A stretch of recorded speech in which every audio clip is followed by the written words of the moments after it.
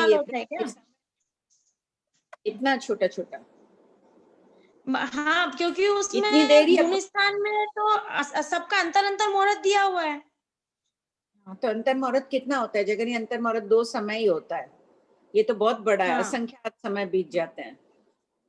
हाँ, तो ये 8वें से 14 गुण स्थान तक, मतलब 4 मिनट 22 सेकंड में वो 8वें से 14 गुण स्थान में जीव चला जाता है। हाँ, जगन्य काल दिया है ये, और तो कोई केवली ये पर्याय में रुक जगह जाए। अच्छा अच्छा।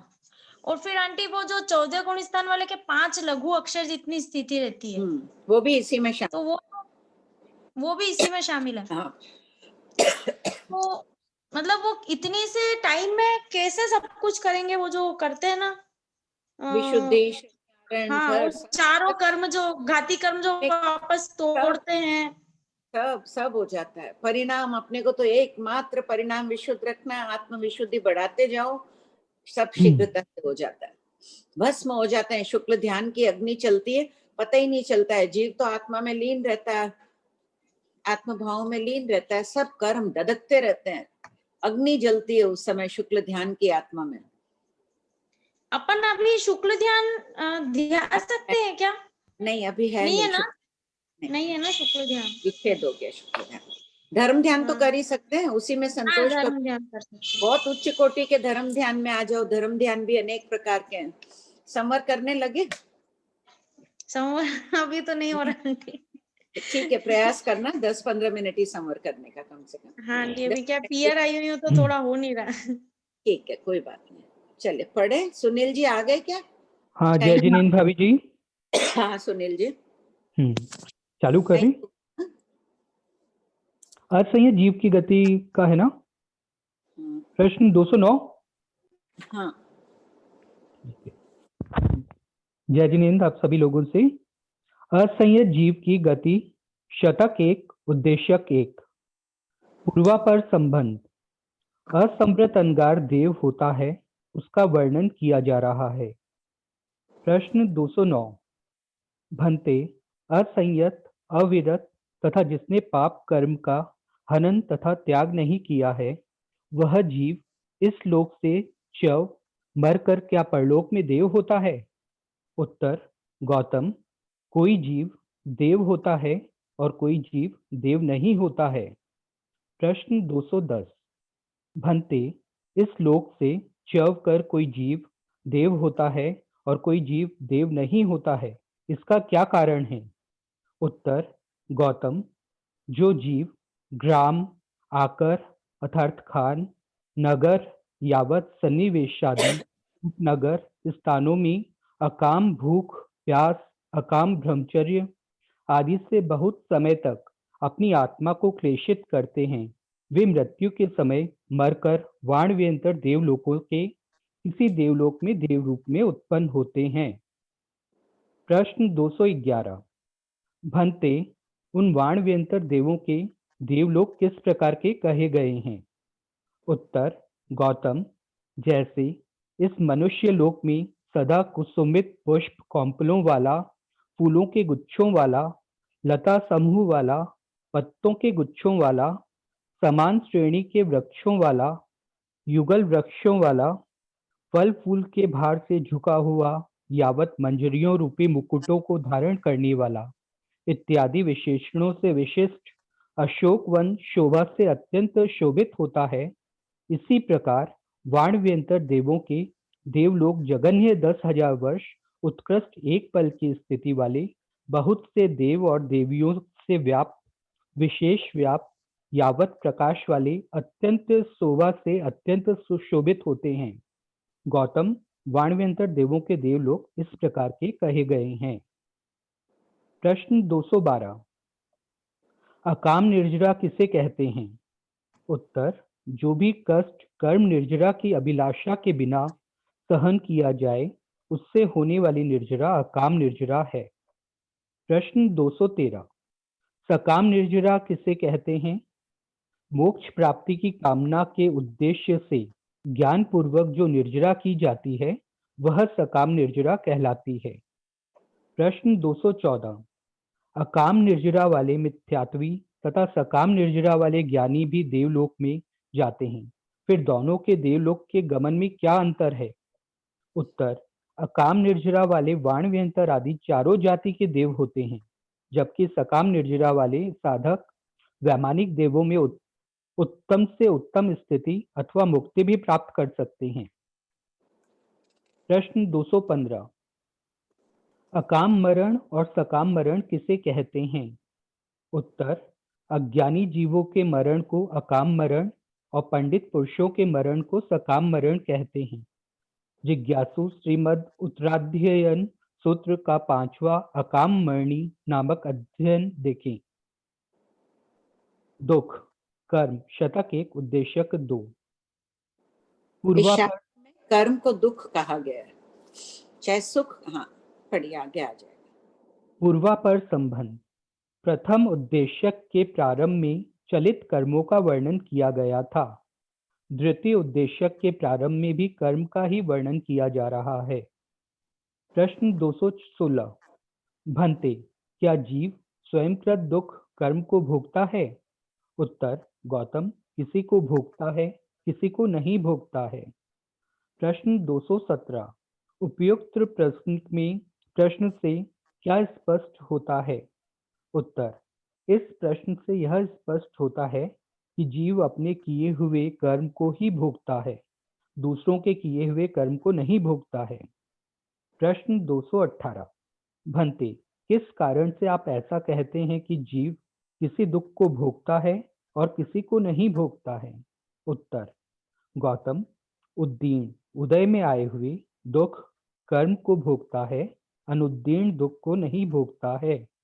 इसलिए कहा गया है कि किसी दुख को भोगता है, किसी को नहीं भोगता है। इसी प्रकार 24 दंडक में कहना चाहिए। इसी प्रकार बहुवचन संबंधी प्रश्नोत्तर कहना चाहिए।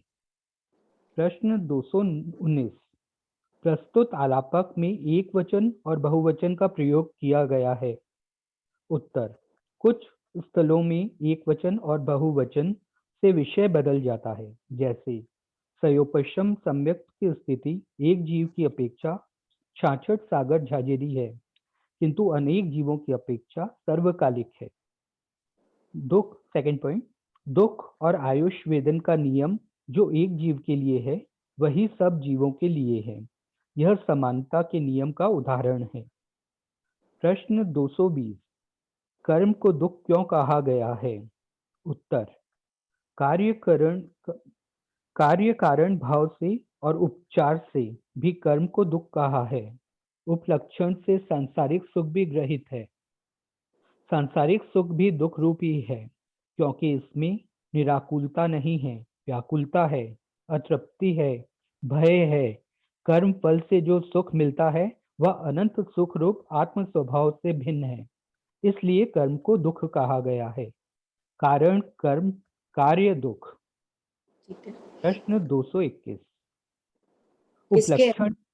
जीवन में यहाँ अपने को इस प्रश्न से लेना है, एकदम निराकुल होना है, वही समाधि भाव है। आकुलता व्याकुलता न रहे जिंदगी में, वही समाधि भाव है।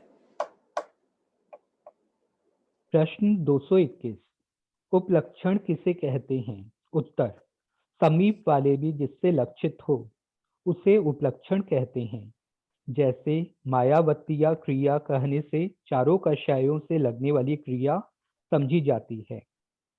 प्रश्न 222, उपचार किसे कहते हैं? उत्तर, उपचार समाविष्ट, स्थापित, आरोपित, तदनुरूप मान लेना, कारण को ही कार्य मान लेना उपचार कहलाता है। जैसे अनाज कारण ही आयु कार्य है, जल ही जीवन है। प्रश्न 223, कर्म फल उदय संबंधी प्रश्न गौतम स्वामी ने क्यों किए? उत्तर, उस युग में ऐसी मिथ्या मान्यताएं प्रचलित थी कि पहली, कर्म दूसरा करता है, फल दूसरा भोगता है। सेकंड, ईश्वर की कृपा हो तो अशुभ कर्म का फल भोगना नहीं पड़ता है। तीसरा, परमाधार्मिक आदि के निमित्त से भी नैर्यकों को दुख मिलता है। इन मिथ्या मान्यताओं के निराकरण के लिए गौतम स्वामी के द्वारा ये प्रश्न किए जाने की संभावना है। प्रश्न 224। भंते, क्या जीव स्वयंकृत आयु को भोगता है? उत्तर, गौतम, किसी को भोगता है, किसी को नहीं भोगता है। वर्तमान भव की आयु को भोगता है, पर भव की बंधी हुई आयु को नहीं भोगता है। इसी प्रकार बहुवचन संबंधी प्रश्नोत्तर कहना चाहिए। भाभी जी, कोई रेज हैंड आया हुआ है, तो अभी एक बार चलते नहीं आप? रेखा, प्रीति, प्रीति नहीं है, वो आएगी तब एक दो हो जाएंगे तब। रेखा जी, वो मैम, रेखा जी, विमला जी, हेलो हेलो। हाँ, हाँ बोलिए। Hello aunty. हाँ हाँ, बोलिए। प्रश्न नंबर 219 में आलापक का क्या मतलब? आलापक यानी प्रश्नोत्तर, प्रश्न नंबर समान तरह के प्रश्नोत्तर को आलापक कहते हैं। ये वे दोनों ऑन करे बस। आलापक हाँ, प्रस्तुत और आलापक यानी प्रस्तुत प्रश्नोत्तरों में। प्रस्तुत प्रश्नों और उपलक्षण किसे कहते हैं? इसमें दिया ना, जो समीप वाले भी लक्षित हो, जो आसपास की चीजें होती है वो भी उसमें ग्रहण कर ली जाती है। जैसे मायावती आपके गुणस्थान द्वार नहीं किया हुआ होगा ना, क्रिया कितनी, हाँ उसमें वर्णन हुआ है। नहीं किया। मायावती क्रिया बोलो तो लोभ, क्रोध, मान, माया भी उसमें सम्मिलित हो जाते हैं। क्रोध, मान, लोभ भी, तो जो अगल बगल की चीजें सम्मिलित कर दी जाती है उसे उपलक्षण से। एक चीज बोलो तो सब चीज समझ में आ जाती है उससे। अच्छा, और अकाम भूख 210, अकाम भूख मतलब अकाम भूख कैसे होती है? अकाम भूख, अकाम भूख प्यास, सुबह से पचकान नहीं लिया हुआ है लेकिन भूखे हैं, काम में बिजी है, कुछ भी नहीं कर रहे हैं, लेकिन बिना प्रत्याख्यान के बैठे हैं, वो अकाम भूख प्यास सहन कर रहे हैं। और यही अगर पचकान ले लेते, पोरसी, 2 पोरसी जब तक का भी, तो वो अकाम नहीं कहलाते, वो मोक्ष के हेतुभूत कहलाते। तो लोग भूखे प्यासे रह जाते हैं, घंटों घंटों नहीं खाते हैं, कोई काम है या भूख नहीं लगी, तो वो अकाम भूख प्यास कहलाती है। कई अन्य तीर्थिक साधु इतनी इतनी तपस्या कर लेते हैं लेकिन मोक्ष के हेतुभूत नहीं करते हैं, वो अकाम भूख प्यास। चालू करो। रेखा जी, हाँ, thank you aunty. Number Shakuntala ji, दो। हेलो, हाँ, जय जिनेन्द्र सर। जय हेलो। जिनेन्द्र। हाँ हाँ सर, बोलिए। जय जिनेन्द्र। प्रश्न नंबर 221, हाँ। उपलक्षण किसे कहते हैं? अभी मैंने कहा ना कि जो समीप वाले भी उससे ग्रहित होते हैं। सम्यक वाले ही ग्रही होते, बाकी नहीं। हाँ, जैसे किसी को कह दिया अपने क्रोध, मान, माया, लोभ चारों हैं, कह दिया कि मायावतिया है, माया है इनमें, इसका मतलब हो गया कि क्रोध, मान, माया, क्रोध, मान, लोभ भी है उपलक्षण में। हाँ, उपलक्षण से। अब सिंपल उदाहरण दूं, जैसे किसी को कह दिया कि आज मेहमान आने वाले हैं, ये मिठाई बना लेना, तो फिर सामने वाली बाई अपने आप समझ जाएगी ना कि साग फल का भी बनाना है साथ में। वो उपलक्षण से हो गया कि भगवान आ रहे हैं, ये मिठाई बना लेना, तो बाकी की सब चीजें भी बनानी है, उसी प्रकार उसे उपलक्षण कहते हैं। Okay okay, thank you madam. प्रश्न 225। आयु वेदन के संबंध में गौतम स्वामी ने प्रश्न क्यों पूछा? अन्य तीर्थिकों को की यह मान्यता थी कि दूसरे प्राणी से आयु ली जा सकती है और दूसरे को दी जा सकती है। इस मिथ्या मान्यता के निराकरण के लिए गौतम स्वामी ने यह प्रश्न पूछा। अनेक परिषद होती थी, विशाल सभा में रहते थे, अनेक तरह के लोग रहते, गौतम स्वामी देखते अन्य तीर्थिक है, तो भगवान के मुंह से ये बात सुनकर कि नहीं, स्वयं की आयु स्वयं को ही भोगनी पड़ती है, दूसरा कोई आयु दे नहीं सकता अपनी, तो इन बातों को सुनकर दूसरे प्राणी भी बोध प्राप्त कर लेते थे, उनको भी ज्ञान हो जाता था, सम्यक दर्शन भी प्रकट हो जाता था। तो ये नहीं समझना चाहिए कि प्रत्येक प्रश्न गौतम स्वामी ने स्वयं की जिज्ञासा के लिए पूछा है, दूसरों का भी उपकार करने के लिए पूछा है। हाँ पढ़िए। लेश्या शतक 1 उद्देश्यक 2। पूर्वापर संबंध। दुख कर्म का वेदन विशेष रूप से सलेशी जीव करता है, अतः लेशिया का कथन किया जा रहा है। श्री प्रज्ञापना सूत्र पद 17 उद्देश्यक 1 देखने का अतिदेश दिया गया है। देखें, उद्देश्यक 4 से निम्नोक्त प्रश्न दिए जा रहे हैं। क्यों दिया गया है? भगवती सूत्र महाप्रभावशाली है, अंग शास्त्र है, उसमें उपांग का दे दिया है शास्त्रकारों ने कि उसे देखो क्या होगा। अब जो जिज्ञासु होगा वो प्रज्ञापना सूत्र उठाएगा, 17वां पद खोलेगा, पूरा ये विषय देखेगा। इसलिए दिया गया है कि लोग भिन्न भिन्न शास्त्रों को भी खोलेंगे, उनकी जिज्ञासाएं शांत होती जाएगी। पढ़िए। प्रश्न 226। कृष्ण नील कापोतलेशियाओं के द्रव्य पुद्गल कैसे होते हैं? उत्तर, इनके पुद्गल अप्रशस्त होते हैं और अप्रशस्त अध्यवसाय उत्पन्न करते हैं। अप्रशस्त यानी अशुभ अध्यवसाय। ऐसे देखो तो कार्य कारण संबंध है, इसमें भी परिणाम खराब है तो अशुभ पुद्गल लिए, तो अशुभ पुद्गल लेशा अशुभ रही। प्रश्न 227। तेजो पद्म शुक्ल लेशियाओं के द्रव्य कैसे होते हैं? उत्तर, इनके पुद्गल शुभ होते हैं और शुभ अध्यवसाय उत्पन्न करते हैं। प्रश्न 228। कृष्ण नील कापोत लेशियाओं की गंध कैसी होती है?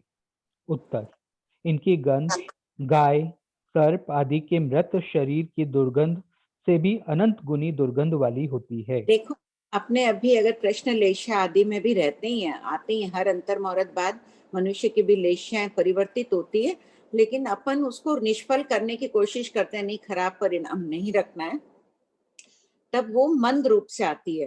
तो उस समय जो पुद्गल ग्रहण करते हैं, अपने को बदबू नहीं आ रही है कि मैं एकदम खराब बदबू आ रही है वैसे पुद्गल ले रही हूँ, क्योंकि अल्प मात्रा में लेते हैं। अगर एक घड़े पानी में एक कोई दुर्गंध का टुकड़ा डालेंगे तो उसकी बदबू नहीं आएगी, खराब सड़ी हुई कोई चीज डालो, या एक बूंद उसमें इलायची डाल दोगे तो उससे सुगंधित भी नहीं हो जाएगा।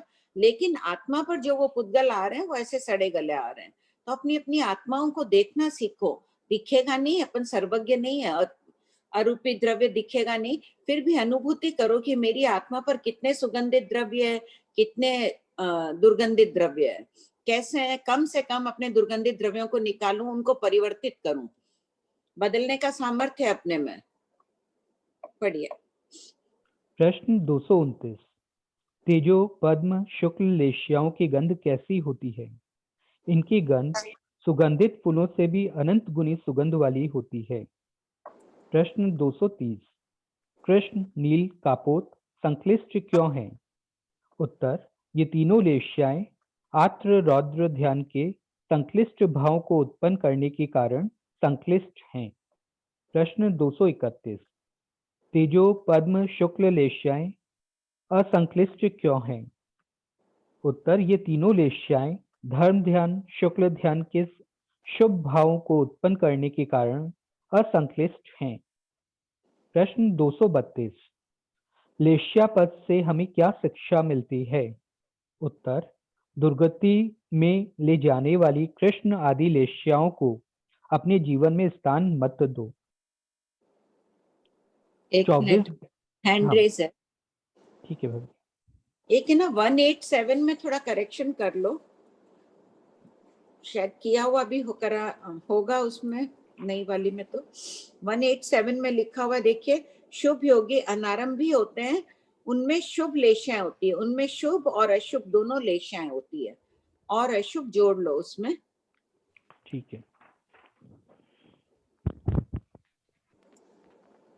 शीतल जी। जय जिनेंद्र आंटी जी।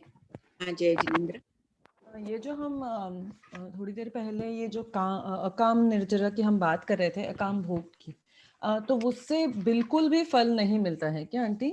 नहीं, फल तो मिल ही रहा है, देवलोक संबंधित सुख प्राप्त कर रहा है, मानवेंतर देवलोक में भी जा रहा है, तो अनुपम भौतिक सुख तो है ही वहां पर भी, मानवेंतरों में। नहीं, मतलब कि अगर हम ऐसे हमसे अभी हो जाता है कि कभी कभी हम कुछ काम जब से व्यस्त होते हैं तो हमारे 3-3 4-4 घंटे कुछ भी नहीं जाता है, जैसे पानी भी नहीं लेते हैं। सही बात है, तो उसका फल मिलता है, कम मिलता है। ठीक है, अकाम निर्जरा हुई है, अकाम निर्जरा तो कह ही रहे हैं ज्ञानी, हो रही है, लेकिन जितनी मिलनी चाहिए उतनी नहीं मिल रही है। पर अगर अगर ये भाव पाठ भाव नहीं है तो भी अकाम निर्जरा होती है क्या? जैसे अभी हाँ, कोई अन्य तीर्थ वाले या जो कोई अन्य मत हाँ, वाले होते हैं, उनको तो समझ में भी नहीं आता है कि प्रत्याख्यान क्या होता है, तो छोड़ना होता है। उनके भी निर्जरा तो होती है, लेकिन सम्यक दृष्टि जीव सकाम निर्जरा के बल पर एक नौकारसी से जितने कर्मों को क्षय करता है, उतना मिथ्या दृष्टि जीव प्रति मास खमन करते करते करोड़ पूर्व तक भी अगर वो मास खमन करता जाए, पाड़ने में सुई के अग्रभाग जितना आहार करे, तो वो उतनी निर्जरा नहीं कर सकता है जितनी सकाम निर्जरा में बल है। तो अपने को अपने सम्यक दर्शन को संवेग भाव को सुरक्षित रखते हुए उपयोग पूर्वक जब भी ध्यान है अरे फालतू में रहे, प्रत्याख्यान का इसीलिए ज्ञानियों ने महत्व बताया है। नहीं तो यहाँ क्या जरूरत थी अकाम निर्जरा का? गौतम स्वामी ने क्यों पूछा था कि लोगों को जानकारी हो तो यथासंभव जीवन में उतारना ही चाहिए। और आंटी अगर हमने प्रत्याख्यान लिया और अगर उसको बिना पारे ही हमने मतलब हम उससे बाहर निकल गए तो फिर क्या होता है? उसका दोष लगता है? दोष तो लगता है, दसम इच्छामि दुक्कड़म तो देना ही चाहिए। बड़े प्रत्याख्यान हो तो गुरु से प्रायश्चित लेना चाहिए। अब इसमें है कि कई लोग बोलते हैं कि हम भूल जाते हैं इसलिए लेते नहीं है। अब बच्चा फेल हो जाए कोई, तो क्या उसको फिर स्कूल भेजना ही नहीं, उसकी पढ़ाई बंद करा देना चाहिए? उसको वापस स्कूल भेजा जाता है ना कि और पढ़ो और अभ्यास करो। तो उसी प्रकार भूल भी जाए पालना तो अभ्यास करने से याद आ जाता है। भूल जाओ तो कम से कम दसम इच्छामि दुक्कड़म तो दे दो, गलती को स्वीकार तो कर लो। और ये जो आंटी लेशिया की गंध बताई है हाँ। कि उनमें बहुत दुर्गंध होती है, तो ये गंध किसको आती है? हम तो वो ये गंध सूंघ ही नहीं पाते हैं। मैंने अभी इसका कहा था ना कि जैसे एक घड़े पानी में अगर एक दुर्गंधित बीज डाल दो तो कोई फर्क नहीं पड़ेगा, उसी प्रकार लेशिया के पुद्गल बहुत अल्प मात्रा में ग्रहण करते हैं। जीव प्रति समय अनंत पुद्गलों को ग्रहण करता है। आटे में मोरन थोड़ा से डाला जाता है ना पूड़ी आदि के लिए, तो थोड़ा सी डालते हैं अगर पुद्गल, उनका पता नहीं चलता है, लेकिन आत्मा पर वो एकत्रित तो हो ही रहे हैं शुभ पुद्गल, वो उदय में अच्छा, आते हैं तब। तो फिर ये जो गंध की बात है वो जैसे केवली भगवान को पता है कि इसकी गंध हाँ, ऐसी है, बाकी हाँ, किसी को ऐसे मतलब नहीं, आती नहीं है नहीं, ये। अब देख, अब उनके तो सुगंध दुर्गंध का कोई फर्क ही नहीं पड़ता, आत्मार्थी होते हैं केवली आदि तो, लेकिन वस्तु का स्वरूप बता रहे हैं वो। जैसे अच्छा, तो कोई ऐसे अगर नहीं है कि किसी कोई जानवर को। कोई आदमी कसाई खाने के नजदीक रहता है, उसकी आदत पड़ जाती है। अपने को लगता है वो कैसे इतने दुर्गंधित स्थान में रहता है, उसकी आदत पड़ जाती है ना। देवता अभी यहाँ भरत क्षेत्र में आते नहीं है कि यहाँ की 5वें आरे में इतना दुर्गंधित वातावरण है, वो आना नहीं चाहते हैं, महाविद्य क्षेत्र चले जाते हैं 400 योजन तक। अपने को कहाँ दुर्गंध आती है यहाँ के वातावरण में? कुछ नहीं लगता है, नॉर्मल लगता है एकदम। तो जैसे तो उसी पर हमें आदत हो गई है वैसे। हमें आदत हो गई है। अच्छा, और थैंक यू लेशा के आंटी। पुद्गल कम लेते हैं ना, तो कम है, लेकिन अपन देखो लेते लेते आत्मा पर कितने हैं। उस दिन सबने कांट छांट, वो थान की बात चली थी, सबने कांट छांट कर कपड़ा बना दिया ना थान का। हाँ आंटी। ठीक, और नेक्स्ट। श्रेया जी। प्रणाम सब, जय जिनेन्द्र। हाँ, जय जिनेन्द्र। मैं ये कह रही थी कि जैसे तीसरी नारकी तक के नैर्य को तो परमाधामिक देव जब उत्पन्न होते तो कुंभी से बाहर निकालते हैं, तो चौथी नारकी से वो उनको बाहर कौन निकालता है?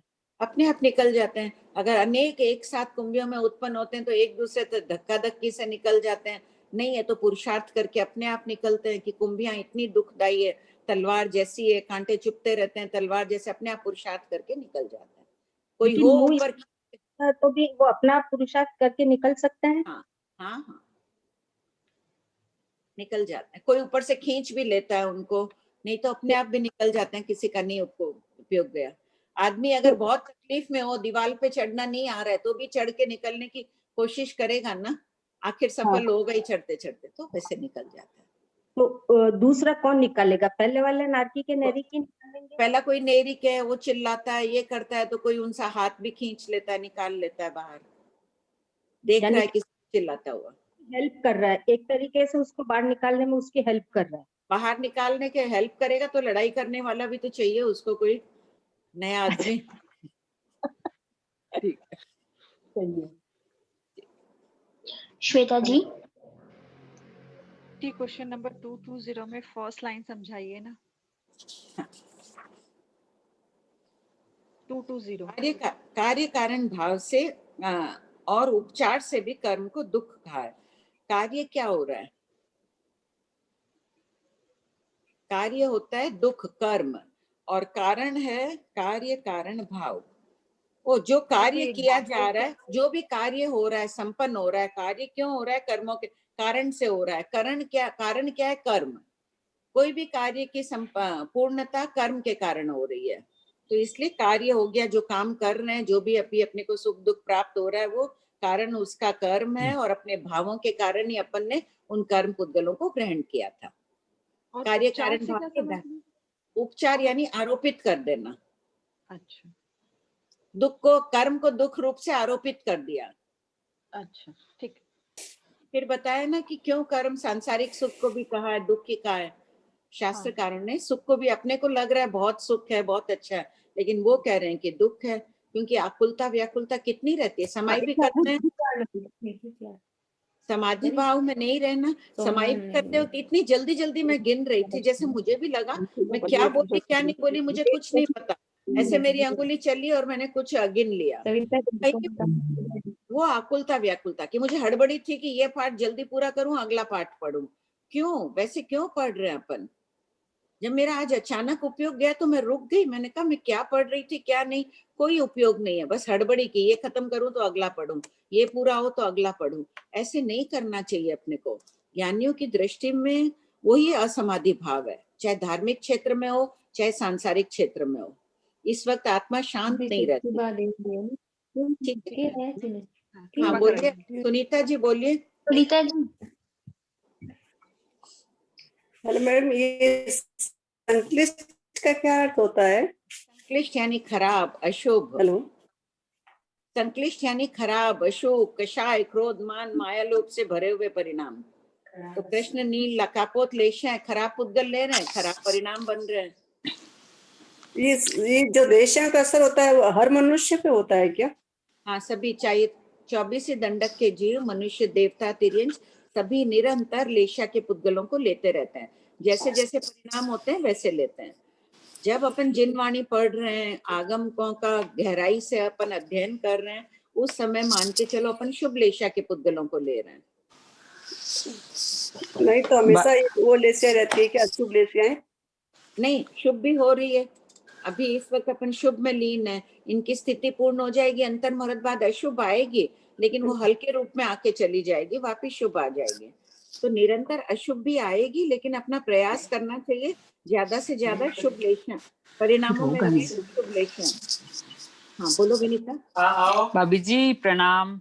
भाभी जी, ये क्वेश्चन नंबर 210 है ना कि भंते इस लोक से चैव कर कोई जीव देव होता है और कोई जीव देव नहीं होता है, इसका क्या कारण है? तो आंसर में देव होता है उसका है, और नहीं होता है इसका कोई उल्लेख नहीं है। बस इसका कह दिया कि ये बिना कारण के हो तो फिर देव नहीं होता है, मनुष्य, तिर्यंच कहीं भी चला जाता है नरक और में। अकाम निर्जरा के बल पर वो देव गति में जा रहा है, तो ये बता रहे हैं कि अकाम निर्जरा के बल पर जा रहा है, अकाम ब्रह्मचर्य का पालन कर रहा है, किसी की शादी नहीं हुई आदि आदि, जो भी अकाम ब्रह्मचर्य का पालन कर रहा है, तो उसके फलस्वरूप वो वाणव्यंतर तक ही जा पा रहा है, आगे वैमानिक आदि में नहीं जा पा रहा है। नहीं तो भाभी जी, जो भी मनुष्य है, मनुष्य की बात है कि मनुष्य की बात कर रही हूँ कि उनके सकाम निर्जरा तो जैसे अपने कोशिश करके करते हैं, पुरुषार्थ से सकाम निर्जरा हो रही है। अदरवाइज तो अपने भी हो चाहे और भी कोई हो, सबके अकाम निर्जरा तो सभी के हो रही है। सम्यक दृष्टि जीवों की सकाम निर्जरा मानी गई है, क्योंकि मोक्ष के जो भी क्रियाएं कर रहे हैं मोक्ष के हेतुभूत। ठीक है, संसार को पुष्ट करने वाली भी क्रियाएं करते हैं अपन, खाना बनाना आदि आदि, ये सब जीवन यापन करने के लिए करनी पड़ती है। उसके भाव सदैव रहे रहेंगे, संसार में हूँ इसलिए मुझे संसार का कार्य करना पड़ रहा है। नहीं तो अपने जो त्याग पचकान सकाम निर्जरा मानी जाती है। नहीं, अपने अगर त्याग पचकान नहीं कर रहे हैं तो अपने भी सकाम निर्जरा है। चौथे गुण अल्प होगी लेकिन तो सकाम निर्जरा है। अरे वाह, तब तो ठीक है। लेकिन हाँ, लेकिन पुरुषार्थ उस साइड करना है, संयम में आगे बढ़ना है। हाँ, अधिक निर्जरा का करना चाहिए। हाँ ठीक है भाभी जी। बोलिए शकुंतला जी। हाँ बोलिए आंटी जी, हम लेशिया के अंदर कौन से पुद्गलों को ग्रहण करते हैं? अपन औदारिक शरीरधारी औदारिक के पुद्गलों को लेशा रूप में ग्रहण करते हैं, वेक्रिय शरीर वाले वेक्रिय पुद्गलों को, आहारक शरीर वाले आहारक पुद्गलों को। जैसे औदारिक के पुद्गलों में अनेक प्रकार के पुद्गल होते हैं ना, रबड़ भी औदारिक है, पत्थर भी औदारिक है, नमक औदारिक है, घी औदारिक है, ये सभी औदारिक के पुद्गल है। तो इनमें हाँ। अभी मैंने कहा भी था ना कि कोई चीज में पूड़ी बनती, मोरन डालते, थोड़ा सी डाला जाता है तो औदारिक के। उसी प्रकार जो निरंतर औदारिक के पुद्गल ग्रहण करते हैं उसमें लेशा के पुद्गल होते हैं, भिन्न जाति के होते हैं औदारिक के, वे आत्मा के साथ चिपकाए रखते हैं पुद्गलों को, कर्मों को, हेतुभूत बनते हैं वो। और एक आंटी जी, इसका एग्जाम्पल आप बता सकते हैं कि द्रव्य लेशिया और भाव लेशिया अलग अलग कैसे हो सकती है? भाव जैसे नारकी और देवता के अंदर द्रव्य लेशिया तो बदलती नहीं है, भाव लेशिया बदलती है। हाँ, तो उसको कैसे समझ सकते हैं? इसका 17वें पद में लेशा पद आपके किया हुआ है ना, लेशा के थोकड़े, उसमें दृष्टांत दिया है ना हाँ। भगवान महावीर ने। क्या कहा है? मनुष्य और तिर्यंच औदारिक शरीर वालों की लेशाओं के पुद्गल ढीले रहते हैं, जैसे दूध जैसे रहते हैं। तो दूध में तो क्या है, दही डालो तो जामन बन जाएगा, कोई रंग डालो तो वैसा बदल जाएगा, दूध दूसरी रंग का आदि हो जाएगा, उसको जरा डालो तो मोटा हो जाएगा, अन्य अन्य रूप परिणत हो जाता है दूध। लेकिन स्फटिक मणि, मान लो ये स्फटिक मणि है, ये पेन है, ये स्फटिक मणि है, सफेद ट्रांसपेरेंट ऐसी होती है स्फटिक मणि, इसमें जैसा रंग डालो वैसी वो हो जाती है। ब्लैक पेन डाला हुआ है तो ये ब्लैक इंक डाली हुई है, ब्लैक हो गया, रेड डाला रेड हो गई ये इंक इसमें। तो उसी प्रकार नेरिक और देवताओं की पेन की तरह स्फटिक मणि कठोर होती है, उनके परिणाम बदलते हैं तो अंदर झाई मात्र आती है, उनको ये लेशा द्रव्यों को बदल नहीं पाते हैं वो। वेक्रिय आदि के जो पुद्गलों की लेशा होती है वो घनीभूत होती है, मोटी होती है, बदल नहीं पाते हैं। तो उनकी द्रव्य लेशा नहीं बदली, अंदर थोड़ी देर पहले अशुभ आई ये आया, फिर और अशुभ आई कृष्ण, ब्लू हो गई, फिर कभी सफेद हो गई, कभी पीली हो गई, ऐसे अंदर का बदल जाता है। मतलब बाहर के परिणाम नजर नहीं आते हैं, बाहर के नहीं, परिणाम तो नजर आएंगे। संगम देव भगवान को दुख दे रहा था, परिणाम तो नजर आ ही रहे थे, लेशा तेजो लेशा थी उसमें, अंदर उसके कृष्ण भाव, उसके कृष्ण लेशा के हो गए। लेकिन संगम देव के क्या, तेजो लेशा के पुद्गल, वेक्रिय के जो पुद्गल थे ना, उनको वो बदल नहीं पा रहा था, क्योंकि वो कठोर होते हैं उनके, और अपने ढीले होते हैं तो अपन बदल देते हैं, पुद्गलों को ही बदल देते हैं। अभी कृष्ण लेशा थी थोड़ी देर पहले, मेरे परिणाम शुक्ल हुए तो मैंने उन काले पुद्गलों को सफेद कर दिया। अच्छा, नए सफेद ले रही हूँ और पुराने को भी काले सफेद कर रही हूँ, और सफेद है, थोड़ी देर बाद कृष्ण आई, मैंने वो सफेद को काला कर दिया, नया भी काला ले रही हूँ। ऐसे अपन परिवर्तित करते जाते हैं औदारिक के 10 गंडक के जीव। ठीक है। जय जिनेन्द्र आंटी। हाँ जय जिनेन्द्र। समय का प्रश्न था मेरे को, जब अपन समय करते हैं तो जैसे अपन अभी मेरे को शाम के समय करने से कुछ दिखता नहीं तो पढ़ते नहीं है, तो कुछ चिंतन कर सकते हैं क्या? हाँ कर सकते हैं, सीखे हुए अभी मैंने कुछ नहीं, अगर सीखा हुआ नहीं, ऐसे कुछ चिंतन किए कि मैंने ये किया है, सुबह किसी को गुस्सा की वगैरह की, वैसा चिंतन कर सकते हैं क्या? हाँ हाँ हाँ बिल्कुल तो कर सकते। मतलब लेशा का दोष लगेगा क्या? वो बहुत अच्छा चिंतन है, आपको दोष याद आ रहा है, अपनी गलतियां दिख रही है, और फिर उसके लिए तसम इच्छामि दुक्कड़म दे रहे हो, बहुत अच्छा चिंतन है वो। तो वैसे चिंतन कर सकते हैं अपन, जैसे कुछ करें, भूतकाल में कुछ किए गलती, तो चिंतन करने से समय का दोष नहीं होगा ना? नहीं, दोष नहीं होगा, वो प्रायश्चित कर रहे हो आप। ठीक है, बोलो सुधा। प्रणाम भाभी जी। हाँ सुधा। भाभी जी, आपने को अभी बताए थे ना अपने कौन सा टुकड़ा कि वो तेजस के पुद्गल होते हैं, लेशिया के पुद्गल होते हैं, वो तेजस शरीर के होते हैं। तेजस से कहा था।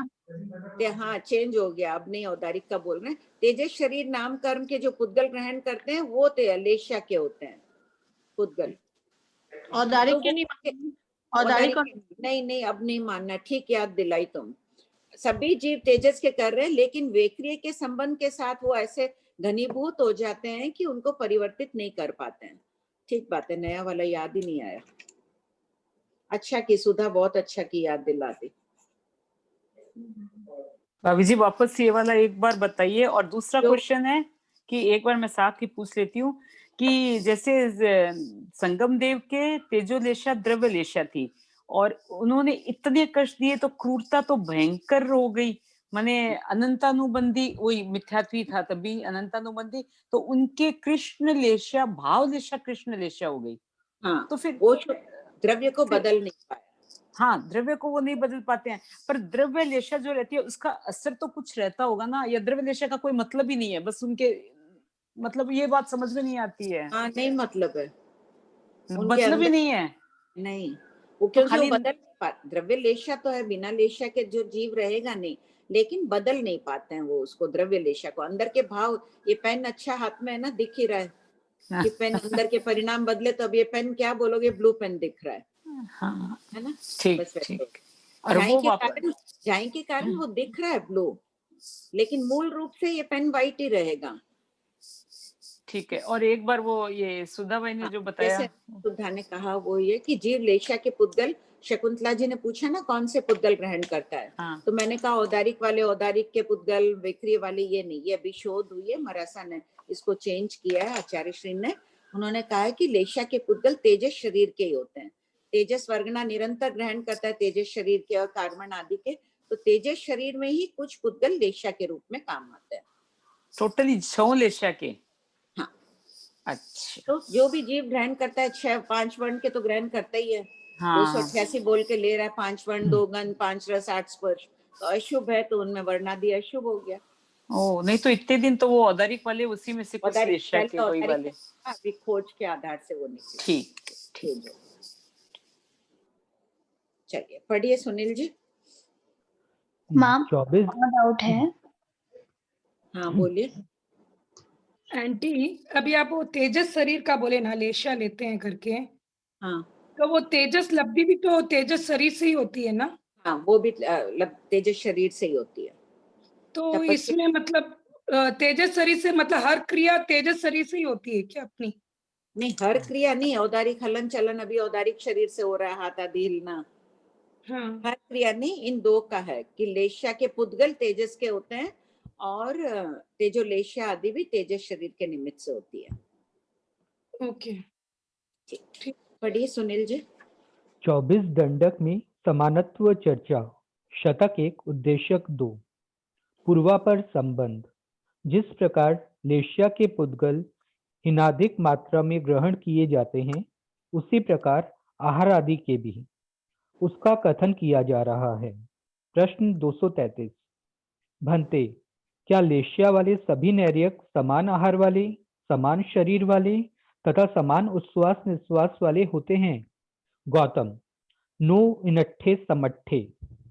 प्रश्न 234।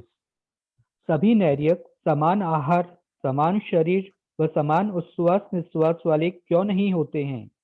उत्तर, कोई नैर्यक महाशरीरी और कोई अल्प शरीरी होता है। अल्प शरीरी से महाशरीरी अधिक पुद्गलों को का आहार करते हैं, अधिक पुद्गलों को उच्छ्वास रूप में ग्रहण करते हैं और निश्वास रूप में छोड़ते हैं, इसलिए इनके आहार आदि में समानता नहीं है। प्रश्न 235। भंते, क्या सभी नैर्यक समान कर्म वाले हैं? उत्तर, गौतम, नो इनट्ठे समट्ठे। प्रश्न 236। सभी नैर्यक समान कर्म वाले क्यों नहीं होते हैं? उत्तर, पूर्वोत्पन्न पहले उत्पन्न हुए नैर्यक अल्प कर्म वाले होते हैं, क्योंकि वे नरक आयु, नरक गति, असाता वेदनी आदि कर्मों की बहुत निर्जरा कर चुके होते हैं।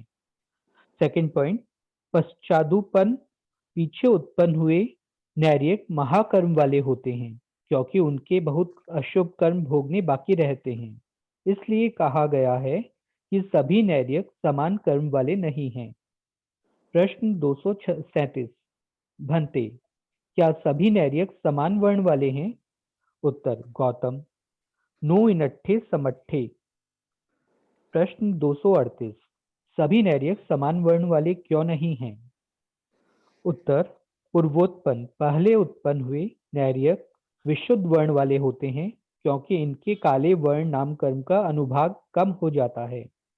सेकंड पॉइंट, पश्चादुत्पन्न पीछे उत्पन्न हुए नैर्यक अविशुद्ध वर्ण वाले होते हैं, क्योंकि इनके काले वर्ण नाम कर्म का अनुभाग अधिक रहता है।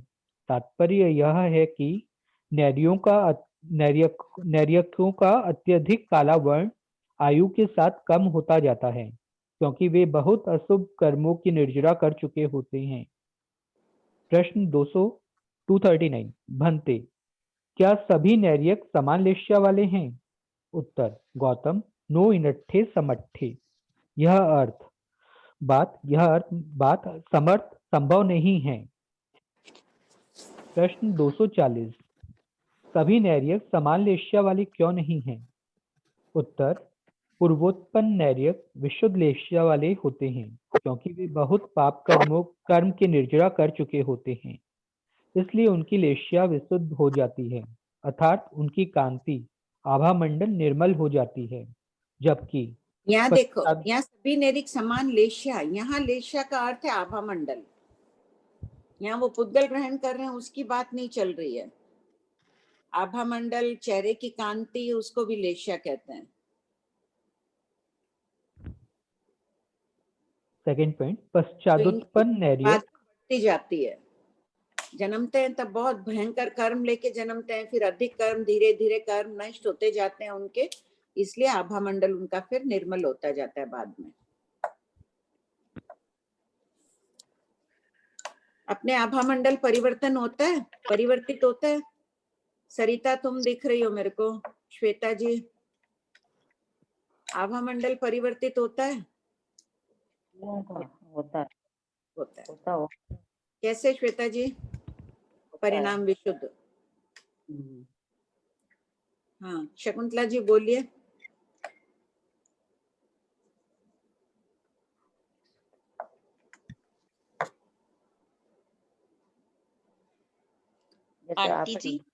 आंटी जी, इसके अंदर जो नैरिकों में समान आहार, समान शरीर और समान उच्छ्वास निश्वास का जो वर्णन किया है, वो पहले उत्पन्न और पीछे उत्पन्न की अपेक्षा से किया है। तो क्या समान समय में उत्पन्न हुए नैरिकों में समान मानना चाहिए? नहीं, क्यों समान आना चाहिए? यहाँ उसी अपेक्षा से कहा है। मान लो किसी के समान कर्म एक जैसे हो, एक समान 10,000 वर्ष की स्थिति वाले हैं, समान तरह के कर्म बांधे हुए हैं, लेकिन यहाँ उस अपेक्षा से प्रश्न नहीं है। यहाँ बताना चाह रहे हैं कि जो पहले उत्पन्न हुआ उसने बहुत अशुभ कर्म भोग लिए, अब थोड़े ही भोगने शेष रहे, तो उसको अल्प कर्म वाला कहा है। नहीं, मैं ये पूछना चाह रही हूँ, जैसे प्रश्न आपने ये लिखा कि सभी नैरिक समान आहार, समान शरीर, समान उच्छ्वास निश्वास वाले क्यों नहीं होते हैं? तो इसका कारण ये बताया कि जो पहले उत्पन्न हुआ है और पीछे उत्पन्न हुआ है। तो क्या जो समान उत्पन्न हुआ है उनमें... एक मिनट, आप प्रश्न 234 बोल रहे हैं ना? हाँ आंटी जी। और लेकिन उत्तर क्या है उसमें? कोई महाशरीरी अल्प शरीरी होता है, जो छोटे शरीर वाला है वो कम पुद्गलों का आहार करता है, बड़े शरीर वाला है वो ज्यादा पुद्गलों का आहार करता है। आहार में समानता नहीं बताई है 234 में। तो अब कर्म के विषय में बात चलिए 235 में, तब 236 में जवाब दिया गया पूर्वोत्पन्न और पश्चादोत्पन्न की अपेक्षा। आहार के लिए तो अलग ही दिया है। अच्छा, हाँ आंटी जी, ठीक है। ठीक, पढ़िए। सेकंड पॉइंट, पश्चादुत्पन्न नैर्यक अविशुद्ध लेश्या वाले होते हैं, क्योंकि उनके बहुत पाप कर्म भोगने बाकी हैं, इसलिए सभी नैर्यक समान लेश्या कांति वाले नहीं हैं। प्रश्न 241 भंते, क्या सभी नैर्यक समान वेदना वाले हैं? गौतम, नो इनट्ठे समट्ठे। यह अर्थ समर्थ नहीं है।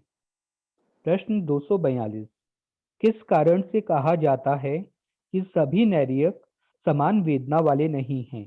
उत्तर, नैर्यक दो प्रकार के कहे गए हैं, यथा संगीभूत और असंगीभूत।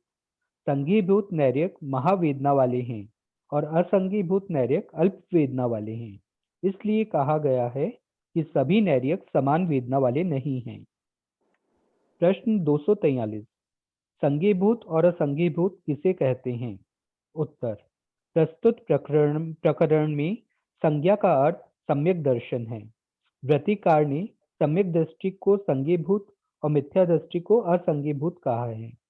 अन्य अपेक्षा से संगी पंचेंद्री को संगीभूत और असंगी पंचेंद्री को असंगीभूत कहा है।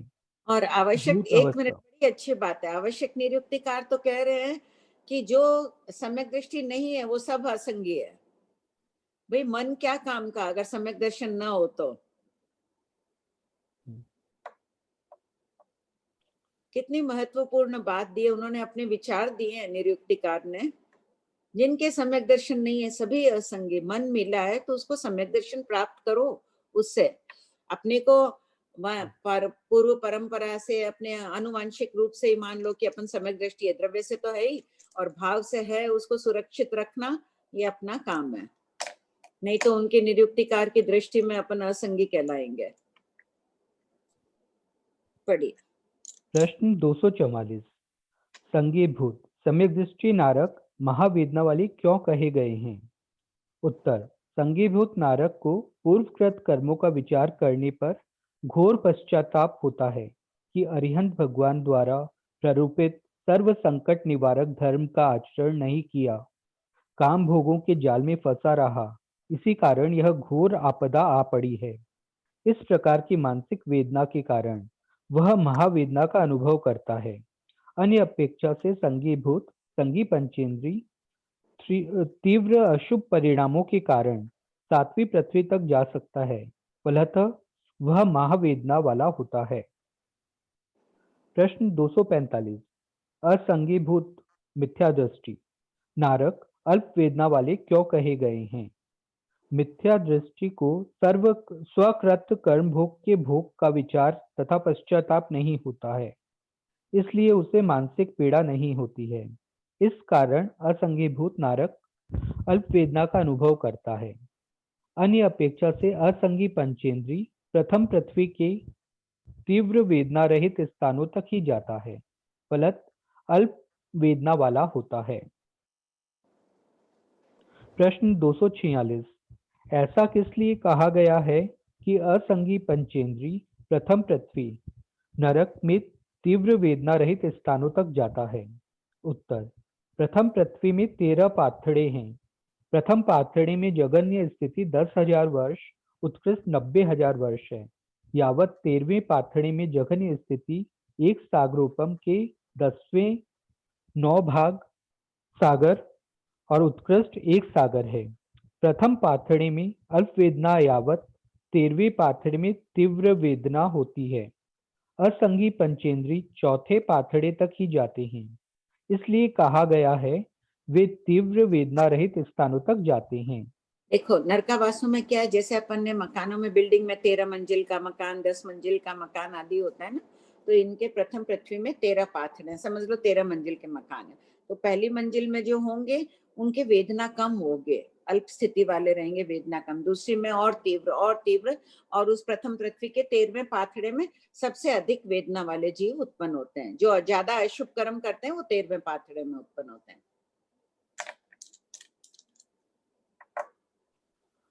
पढ़िए। असंगी प्रश्न मन के 247। अभाव में वहीं तक उत्पन्न हो पाते हैं। हाँ बोलिए, पढ़िए। भंते, क्या सभी नैर्यक समान क्रिया वाले हैं?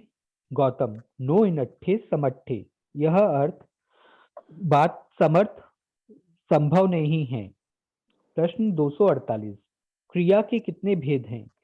उत्तर, क्रिया के 5 भेद हैं, यथा आरंभिकी हिंसा से लगने वाली क्रिया, पारिग्रहिकी ममत्व से लगने वाली क्रिया, माया प्रत्यया माया करने से उपलक्षण से चारों कषायों से लगने वाली क्रिया, अप्रत्यख्यान क्रिया त्याग नहीं करने से लगने वाली क्रिया, मिथ्या दर्शन प्रत्यया क्रिया मिथ्या दृष्टि और सम्यक दृष्टि को लगने वाली क्रिया, प्रत्यय निमित्त कारण सम्यक मिथ्या दृष्टि, मिश्र दृष्टि को।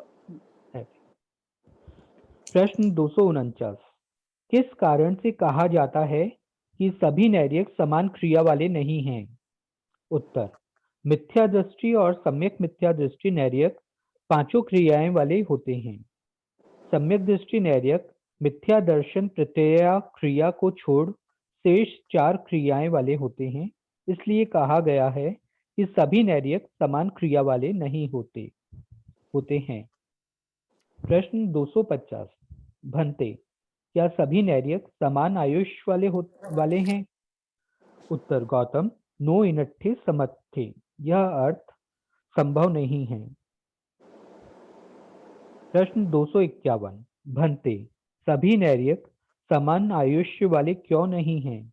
उत्तर, नैर्यक 4 प्रकार के कहे गए हैं, यथा समान आयु वाले एक साथ उत्पन्न हुए, समान आयु वाले विषम आगे पीछे उत्पन्न हुए, विषम आयु वाले एक साथ उत्पन्न हुए, विषम आयु वाले विषम उत्पन्न हुए। इसलिए कहा जाता है कि सभी नैर्यक समान आयुष्य वाले नहीं हैं। प्रश्न 252 क्या सभी असुर कुमार समान आहार वाले और समान शरीर वाले हैं?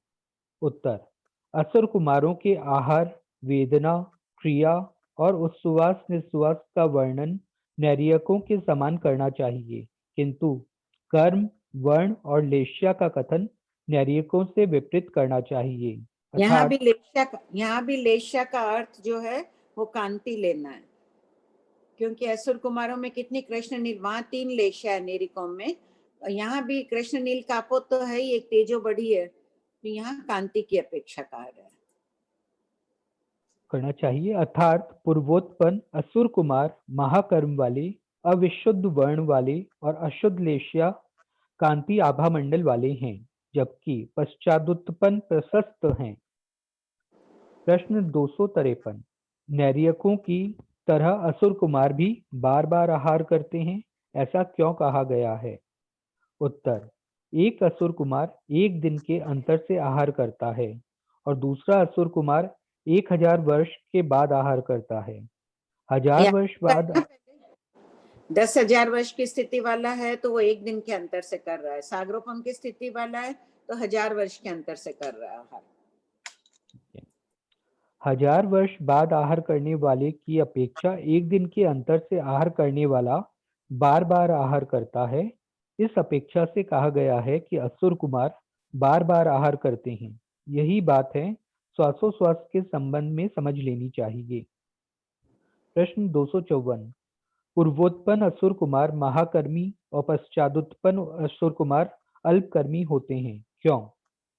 उत्तर, इस विपरीतता का कारण यह है कि असुर कुमारों का चित्त अति कंदर्प और दर्प से युक्त होता है एवं विषय विकार आदि अशुभ भावनाओं के कारण उनका पुण्य क्षीण हो जाता है, पाप कर्म बढ़ जाता है। इसलिए पूर्वोत्पन्न असुर कुमार महाकर्मी होते हैं तथा उनके वर्ण और लेश्या अशुद्ध होते जाते हैं। इसी प्रकार से ये बहुत सुंदर होते हैं, पहले कांति भी बहुत रहती है, जन्मते तब इतना पुण्य लेके आते हैं, वर्ण भी इनका अति शुद्ध, चाहे काला हो लाल हो जैसा भी हो, लेकिन कांति युक्त होता है उनका। और लेकिन बहुत अपने अहंकार में, काम भोगों में, इन सब में, हंसी मजाक इन सब में रहते हैं ज्यादा, तो सब पुण्य कर्म को खपा लेते हैं। तब धीरे धीरे जैसे उम्र आती है वैसे वैसे इनका पुण्य घटता जाता है, तो कांति भी खराब होती जाती है। और नेरिकों के कांति बढ़ती जाती है, इनकी कांति घटती जाती है, उल्टा हो रहा है।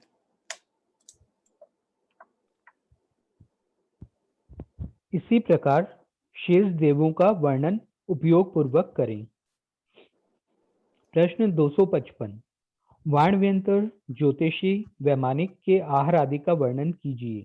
उत्तर, आहार आदि के संबंध में इनका वर्णन असुर कुमार के समान समझना चाहिए, किंतु ज्योतिषी और वैमानिकों में असंगी नहीं जाते हैं, इसलिए इनकी वेदना का वर्णन इस प्रकार से ही करना चाहिए कि इनमें जो माई मिथ्या दृष्टि होते हैं वे अल्प वेदना वाले और जो अमाई सम्यक दृष्टि होते हैं वे महावेदना वाले होते हैं। जैसे होता है कि वैमानिक में, ज्योतिषी और वैमानिक में असंगी नहीं जाते हैं, तो वहां तो संगी और असंगी से चर्चा चली थी, यहाँ चेंज कर देना है, यहाँ संगी असंगी नहीं कह के माई मिथ्या दृष्टि जीव और सम्यक दृष्टि जीवों की अपेक्षा कहना चाहिए कि जो सम्यक दृष्टि जीव होते हैं वो महावेदना वाले कहा है। यहाँ महावेदना क्यों? देवों में साता वेदनी की अपेक्षा महावेदना, लिख लो ये पॉइंट। साता वेदनी बहुत वेद रहे हैं तो भी साता वेदनी की महावेदना है।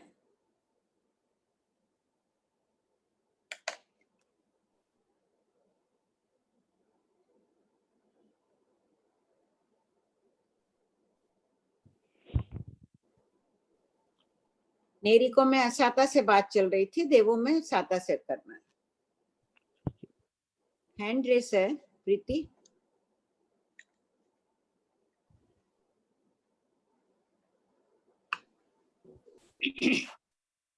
जय जिनेन्द्र आंटी। जय जिनेन्द्र आंटी, वो जो क्वेश्चन था ना संगीभूत नारकीय जीव के बारे में, हाँ, उसमें जैसे हम लोग वो विचार करते हैं कि मेरे को अरिहंत का वो भी मिला था, मैंने कुछ किया नहीं करके, तो अपनी निर्जरा कर रहे हैं ना आत्मग्लानि करके।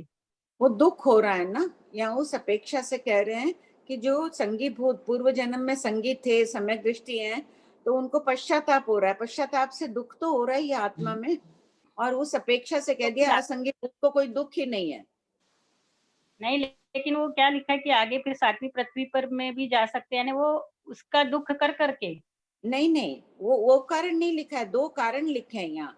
एक तो इस प्रकार का हो गया कि उनके महावेदना है सम्यक दृष्टि जीवों के, क्योंकि वो पश्चाताप कर रहे हैं, बहुत दुख कर रहे हैं, मैंने क्यों गलती की, क्यों धर्म नहीं किया कि मुझे नरक में आना पड़ा, इतनी घोर दुख है। दूसरा कारण है कि संगीत पंचेंद्रिय 7वीं पृथ्वी तक जा सकते हैं। 7वीं पृथ्वी में ज्यादा वेदना होती है ना, और असंगीत पंचेंद्रिय सिर्फ पहली पृथ्वी में जाते हैं।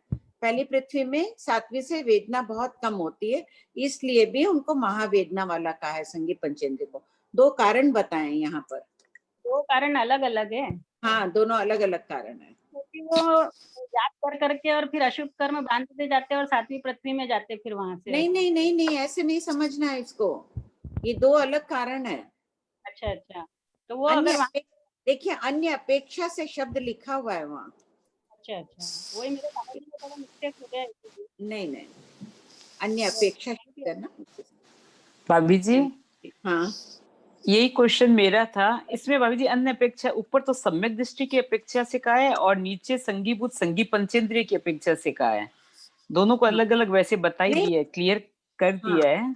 तो ना मेरा क्वेश्चन ये है कि संगीभूत जो सम्यक दृष्टि है महावेदना का अनुभव करते हैं पश्चाताप से, और उनकी संगी पंचेंद्रिय की वो तो कषायों के कारण 7वें नरक में जा रहे हैं, तब महावेदना भुगत रहे हैं। पर दोनों को महावेदना का है। अगर ये महावेदना का अनुभव कर रहे हैं पश्चाताप से, तो महावेदना का पश्चाताप करते करते फिर तो ये आर्त और रौद्र ध्यान में चले जाएंगे। नहीं, आर्त रौद्र नहीं, ध्यान तो वहाँ वो बात नहीं, या पश्चाताप का दुख बता रहे हैं। अपन भी कोई गलती करके पश्चाताप करते हैं तो उसमें आत्मा किन परिणामों में रहती है? दुख रूप में रहती है, दुखी रहती है, स्वयं की गलतियों यही लेकिन हाँ, यही बताया हुआ था ना, कायिक वेदना का बता दिया है, वहाँ मानसिक वेदना है।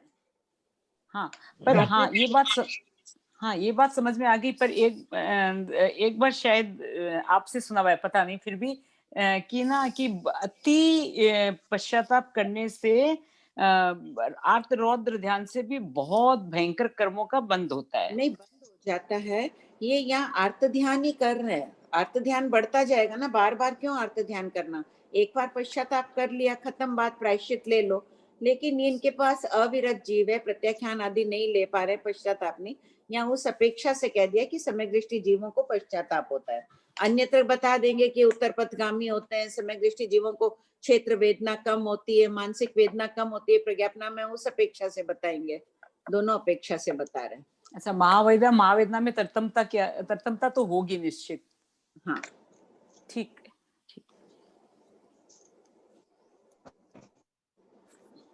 हाँ, बोलिए प्रियंका जी। हाँ, बता देंगे कि क्वेश्चन नंबर 255। हाँ, बोलिए। लास्ट क्वेश्चन जो पढ़ा ना अभी वो ना, तो उसमें माई मिथ्या दृष्टि होते हुए अल्प वेदना वाले हैं और अमाई सम्यक दृष्टि वे साता वेदनी की अपेक्षा महावेदना वाले होते हैं। इसका अर्थ ही कैसे लेंगे? साता वेदनी है, यानी वेदना तो है ही, अभी साता की वेदना कर रही हूँ। मरुदेवी माता साता वेदनी की महावेदना वेद रही थी, उनको कोई दुख नहीं था। साता वेदनी अपन भी वेद रहे हैं, लेकिन वैसी नहीं वेद रहे ना। तो सम्यक दृष्टि जीव जो होते हैं, मान लो सम्यक दृष्टि एक अपेक्षा से कहें अनुत्तर विमान में जाते हैं, तो साता वेदनी उनके बहुत उच्च कोटि की होती है, ऊंचे दर्जे की साता वेदनी होती है, वो महावेदना है। नहीं, मतलब यहाँ वेदना का अर्थ क्या लेना? जो माई मिथ्या दृष्टि वो तो अल्प वेदना वाले होते हैं। हाँ, अल्प वेदना वाले होते हैं उनके उतने साता वेदनी का उदय नहीं होता है, मिथ्या दृष्टि जीव नहीं जाते हैं उतने ऊंचे अनुत्तर विमान आदि में नहीं जाते हैं, वैसे समझ लो। और उनको पश्चाताप दुख आदि की भी वेदना नहीं होती है ना कि हमने गलती की इसलिए हम अभी तक माई मिथ्या दृष्टि है। अपेक्षा से कथन चल रहा है ना यहाँ पर भी। तो ये सुख सुख के हिसाब से है क्या? सुख वेदन के हिसाब से? सुख दुख सभी है। अब सम्यक दृष्टि जीव है, साता वेदनी देवों में जाता साता वेदनी है, तो साता वेदनी सम्यक दृष्टि साता की ज्यादा अनुभूति करेगा। कोई दुख का प्रसंग भी आएगा तो वो सोचेगा मेरे स्वयं के बांधे हुए कर्म है, वो हाय हाय नहीं मचाएगा। जबकि मिथ्या दृष्टि जीव होंगे तो उनके वेदना कम होती है, साता वेदनी कम होती है, कोई ना कोई बात पर वो उखड़े हुए रहेंगे, अर्थ ध्यान ज्यादा कर लेंगे। और सम्यक दृष्टि जीव होगा मध्यस्थ परिणामों में रहेगा, सुखी रहेगा। अच्छा, हुआ क्लियर प्रियंका ठीक है जी? आंटी, थोड़ा थोड़ा ही हुआ। क्या डाउट है बोलो, 1 मिनट में बोल देती हूँ। जो सम्यक दृष्टि जीव होंगे उनको महावेदना साता वेदनी बहुत होगी उनके। क्यों साता वेदनी होगी? क्योंकि वो मन में सुखी है, संतोषी है, ये बहुत बड़ा गुण है ना, इससे साता वेदनी की अनुभूति हो रही है, वो खुश है। साता वेदनी से क्या होना? खुश रहना है। साता वेदनी की अपेक्षा महावेदना वाले होते हैं, मतलब साता वेदनी यानी ज्यादा साता मिल रही है उसको। आंतरिक साता वेद, दोनों देव समान है, दोनों देव एक ही। मान लो एक सागरोपम की स्थिति वाला, एक मिथ्या दृष्टि है, एक सम्यक दृष्टि देव है, तो सम्यक दृष्टि देव को ज्यादा साता वेदनी, दोनों के समान रिद्धि है सागरोपम की स्थिति है तो। लेकिन सम्यक दृष्टि देव ज्यादा साता की अनुभूति कर रहा है क्योंकि वो सुखी है, वर्ण गंध रस पर शादी में सुख। और जो मिथ्या दृष्टि देव होगा उसकी शांति आदि नहीं रहेगी, उसके मन में तीव्र लोभ आदि के परिणाम निरंतर रहेंगे, ये नहीं वो नहीं, राग द्वेष की मात्रा अधिक रहेगी। तो ये जो माई मिथ्या दृष्टि है वो सुख का अल्प वेदन करते हैं। हाँ, क्योंकि मानसिक शांति सबसे ज्यादा जरूरी है ना। हाँ, मिथ्या दृष्टि जीवों के मन में उतनी शांति नहीं रहती है जितनी सम्यक दृष्टि जीवों के रहती है। और दुख भी सम्यक दृष्टि जीवों को ही ज्यादा होता है नरक में। वहां दुख में तो पश्चाताप की अपेक्षा कथन कर दिया, बाकी आगे अपन देखेंगे, आगम में आ ही जाएगा इसमें कि सम्यक दृष्टि नेरिक होते हैं, उनके क्षेत्र वेदना कम मिलती है, वो उत्तर दिशा के नरकावासों में उत्पन्न होता है। और वो स्वयं कृत कर्मों को, मैंने ही कर्म बांधा है, मैं किसको दोष दूं। जबकि जो मिथ्या दृष्टि नेरिक होते हैं वो आपस में एक दूसरे से लड़ते रहेंगे। ये विचक्षण नरक में भी शांति पूर्वक जीवन जीते हैं, लड़ाई झगड़े से अलग बैठ जाते हैं, नहीं लड़ाई चिंतन नहीं रहते क्या वहां पर भी? है चिंतन ही करते रहते क्या वहां भी बैठ के? नहीं, चिंतन नहीं, क्षेत्र स्वभाव भव स्वभाव, लड़ाई झगड़ा होता है, अल्प होता है। एक होता है ना, कोई ज्यादा झगड़ालू होता है, कोई कम झगड़ालू होता है। हाँ, ठीक है आंटी, थैंक यू। प्रणाम आंटी। क्वेश्चन था ये, क्वेश्चन नंबर 248। 248 में जैसे ये क्रिया के 5 भेद हैं, तो जो लास्ट वाला है मिथ्या दर्शन प्रत्यय क्रिया, उसमें मिथ्या दृष्टि एंड सम्यक दृष्टि, ये जो क्रिया है इन दोनों की, जो मिथ्या दर्शन क्रिया, मिथ्या दृष्टि क्रिया जो होती है वो भी हिंसा से, ममत्व से, माया से होती है। और सम्यक दृष्टि क्रिया भी तो हिंसा, ममत्व, माया ये सभी हो सकती है, तो उसको अलग अलग क्यों दिया गया है?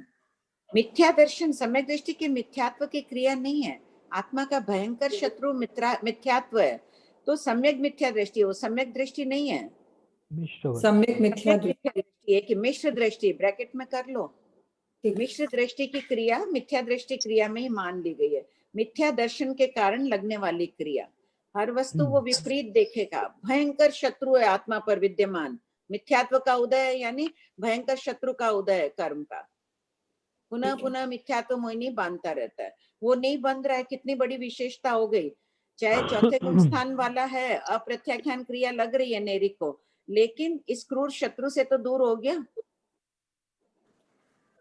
लेकिन आंटी सम्यक, ये मिश्र मिथ्या दृष्टि, मुझे एक बार वापस से बोलेंगे, मुझे थोड़ा समझ में नहीं आया। सम्यक मिथ्या दृष्टि, मिश्र दृष्टि को सम्यक मिथ्या दृष्टि कहा जाता है। मिश्रता है सम्यक की और मिथ्या की। तो मिथ्या दृष्टि क्रिया क्या हुई फिर?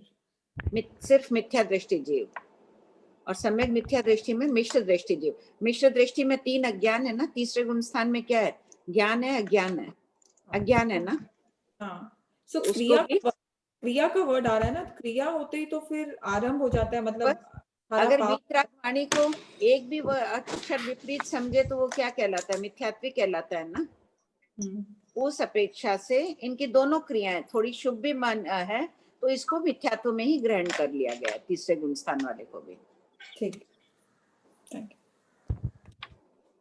गुलाब जी।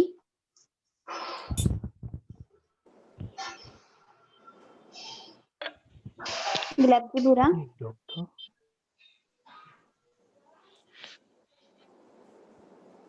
विमला जी।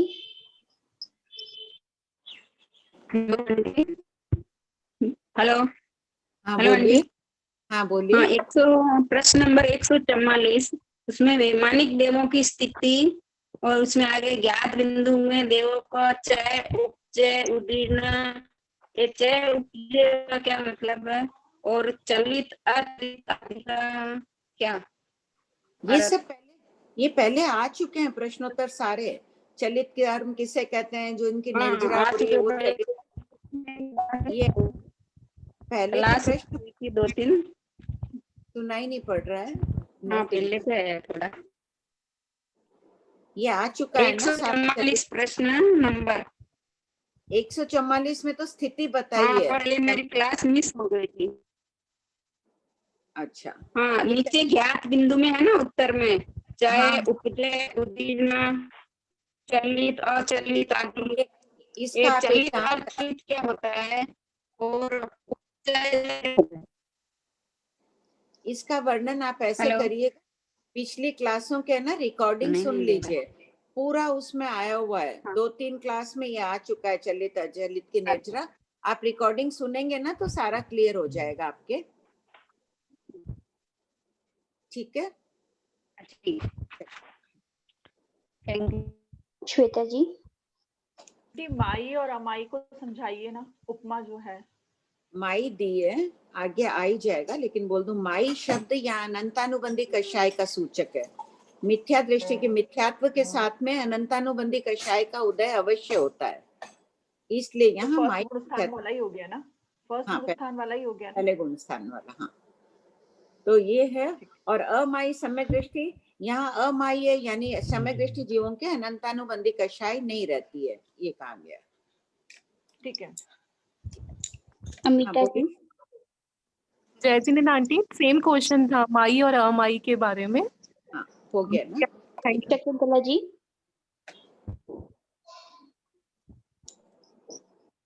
शकुंतला जी।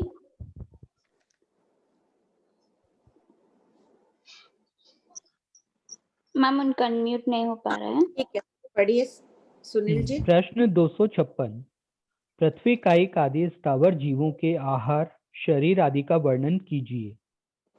उत्तर, पृथ्वी कायिक आदि स्थावर जीवों के आहार शरीर आदि का वर्णन नैर्यकों के समान कहना चाहिए, किंतु इनकी वेदना समान होती है, क्योंकि ये सभी असंगीय हैं और विमात्रा वेदना वेदते हैं। प्रश्न 257, वनस्पति काय को छोड़कर क्या पृथ्वी कायिक आदि 4 स्थावर जीवों में भी अल्प और महाशरीर वाले होते हैं? उत्तर, हाँ।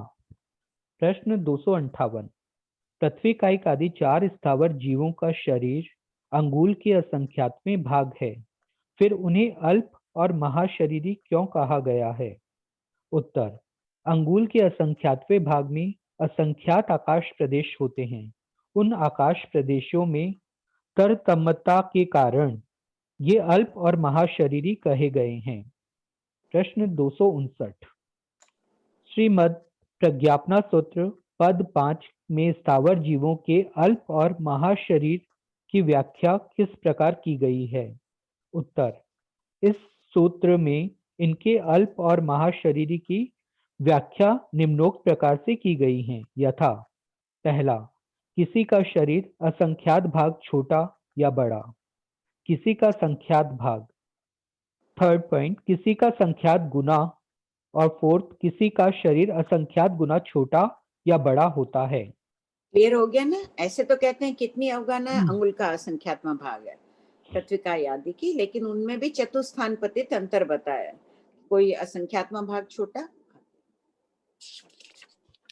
प्रश्न 260, क्या सभी पृथ्वी कायिक आदि स्थावर जीव समान क्रिया वाले हैं?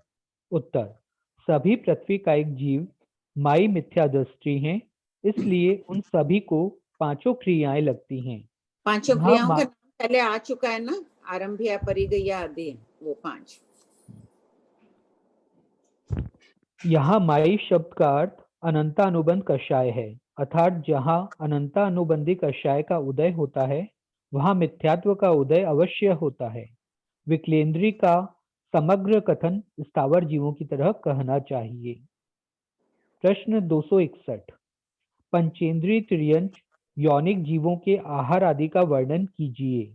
एक उत्तर, मिनट, देखिए हाँ। यहाँ कहा गया है कि विकलेंद्रिय का कथन स्थावर की तरह है, तो विकलेंद्रिय में तो सास्वादन सम्यक दृष्टि भी होता है, दूसरा गुण स्थान होता है ना, फिर भी उन्हें मिथ्यात्व की क्रिया लग रही है। क्यों? क्योंकि वो मिथ्यात्व की ओर अभिमुख होते हैं, अभिमुख। इसलिए। ठीक। प्रश्न 261, पंचेंद्रीय त्रियंच यौनिक जीवों के आहार आदि का वर्णन कीजिए। उत्तर, इनके आहार आदि का कथन नैर्यकों के समान समझना चाहिए, केवल क्रियाओं में भिन्नता है। प्रश्न 262, त्रियंच पंचेंद्रीय की क्रियाओं का वर्णन कीजिए।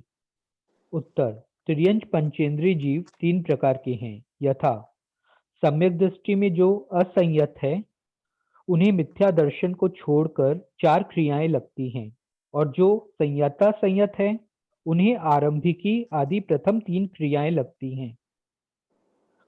दूसरा तीसरा मिथ्या दृष्टि और सम्यक मिथ्या दृष्टि को 5 क्रियाएं लगती हैं।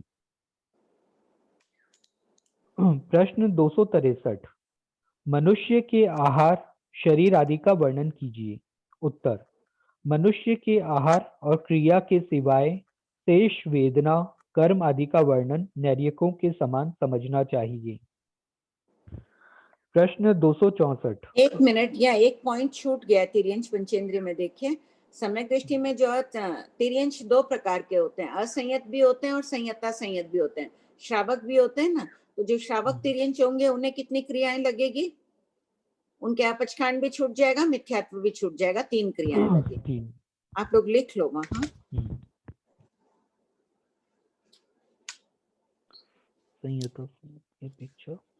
बुक में नहीं है। 262 स्क्रीन में 262 में क्या था? करेक्शन हुआ है क्या? नहीं हुआ नहीं है। नहीं है,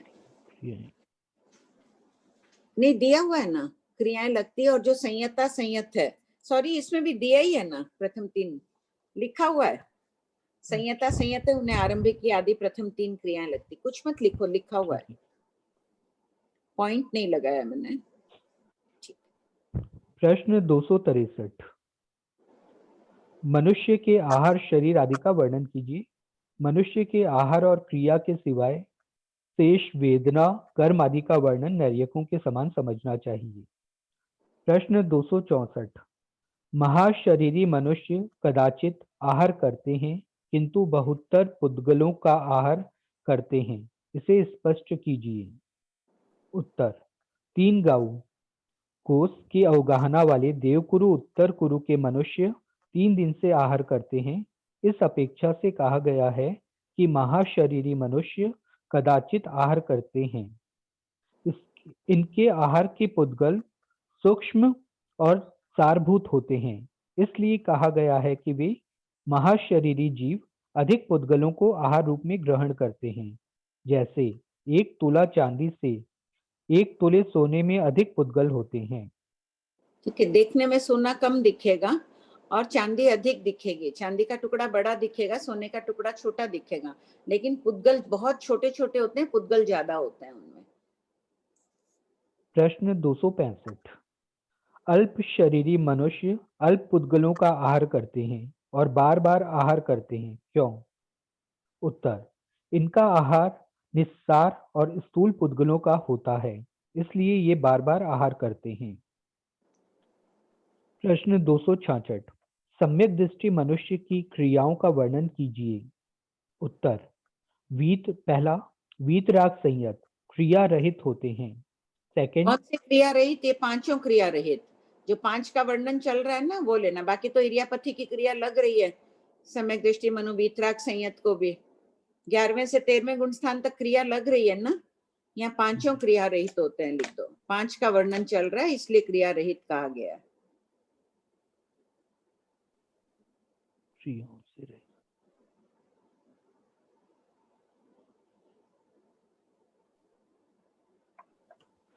सेकंड, अप्रमत्त संयत को एक माया प्रत्यय क्रिया लगती है। तो एक माया प्रत्यय में कितने कषाय समझ लेने चाहिए? उपलक्षण से आया हुआ था ना, माया कहें तो चारों कषाय समझ लो। क्रोधमान माया, क्रोधमान लोभ भी आ जाएगा इसमें, संजुलन रूप में ना, संजुलन। हाँ हाँ। थर्ड पॉइंट, प्रमत्त संयत को आरंभिया और माया प्रत्यय ये 2 क्रियाएं लगती हैं। फोर्थ, संयता संयत को प्रथम 3 क्रियाएं लगती हैं। फिफ्थ, असंयत को प्रथम 4 क्रियाएं लगती है। प्रश्न 267, एक व्रतधारी को भी अप्रत्यख्यान क्रिया नहीं लगती है, किंतु जिसका त्याग नहीं किया है, उन वस्तुओं से कौन सी क्रिया लगती है? उत्तर, व्रतधारी ने जिसका त्याग नहीं किया है, अर्थात जो पाप खुले हैं, उनसे पारिग्रही की क्रिया लगती है। ये क्लियर है सबके? भाई अपचकांड क्रिया अपने को नहीं लग रही है, चाहे जिंदगी में 1 पचकांड लिया है चाहे 100 पचकांड लिए अपन ने, लेकिन अप्रत्याख्यान क्रिया नहीं लग रही है। तो जिन वस्तुओं का त्याग नहीं किया, सभी चीज का तो त्याग किया नहीं अपन ने, तो बाकी से पारिग्रही की क्रिया लग रही है, यानी ममत्व की क्रिया लग रही है, उससे कर्म बंद हो रहा है। उस ममत्व की क्रिया से, जो पिछली क्लास में बात चली थी ना कि अधिक से अधिक हटा दो जहां नहीं जाना आदि है, तो उन सबसे ममत्व की क्रिया नहीं लगेगी। पढ़िए सुनील जी, बोलो सुधा।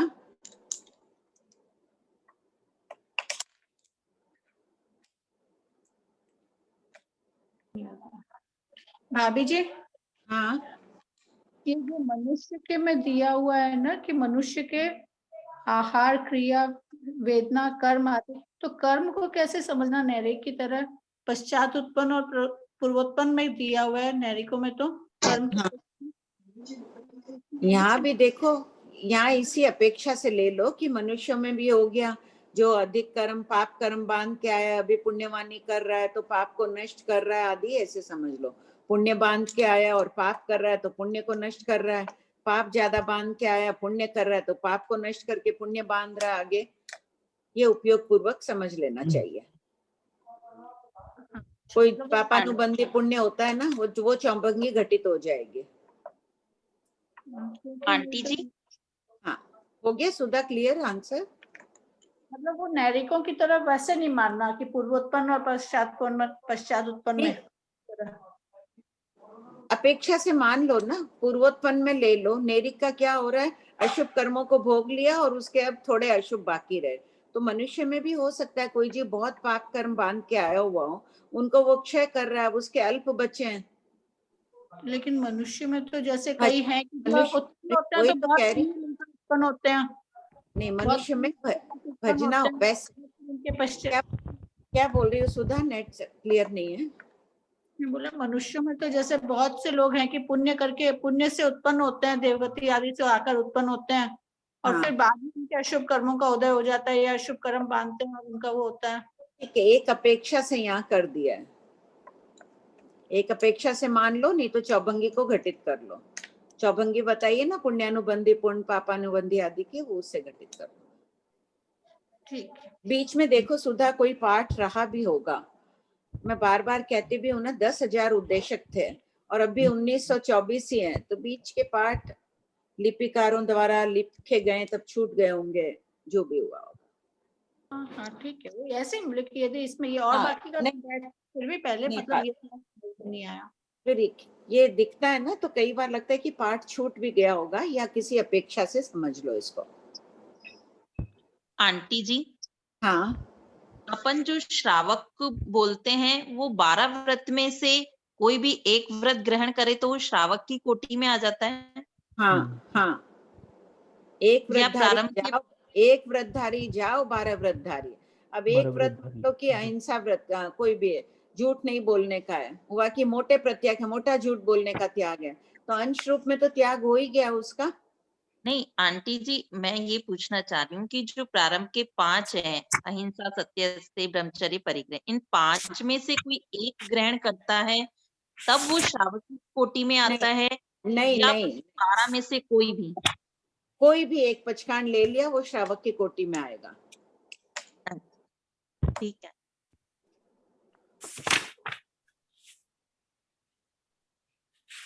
विजया जी, सुनीता जी। हाँ हेलो मैम, ये अप्रत्याख्यानी क्रिया क्या होती है? पचकांड नहीं लेने से जो क्रिया लगती है उसे अप्रत्याख्यानी क्रिया कहते हैं। अपन जो पचखान नहीं करते हैं उस वक्त जो क्रिया लगती रहती है हमें।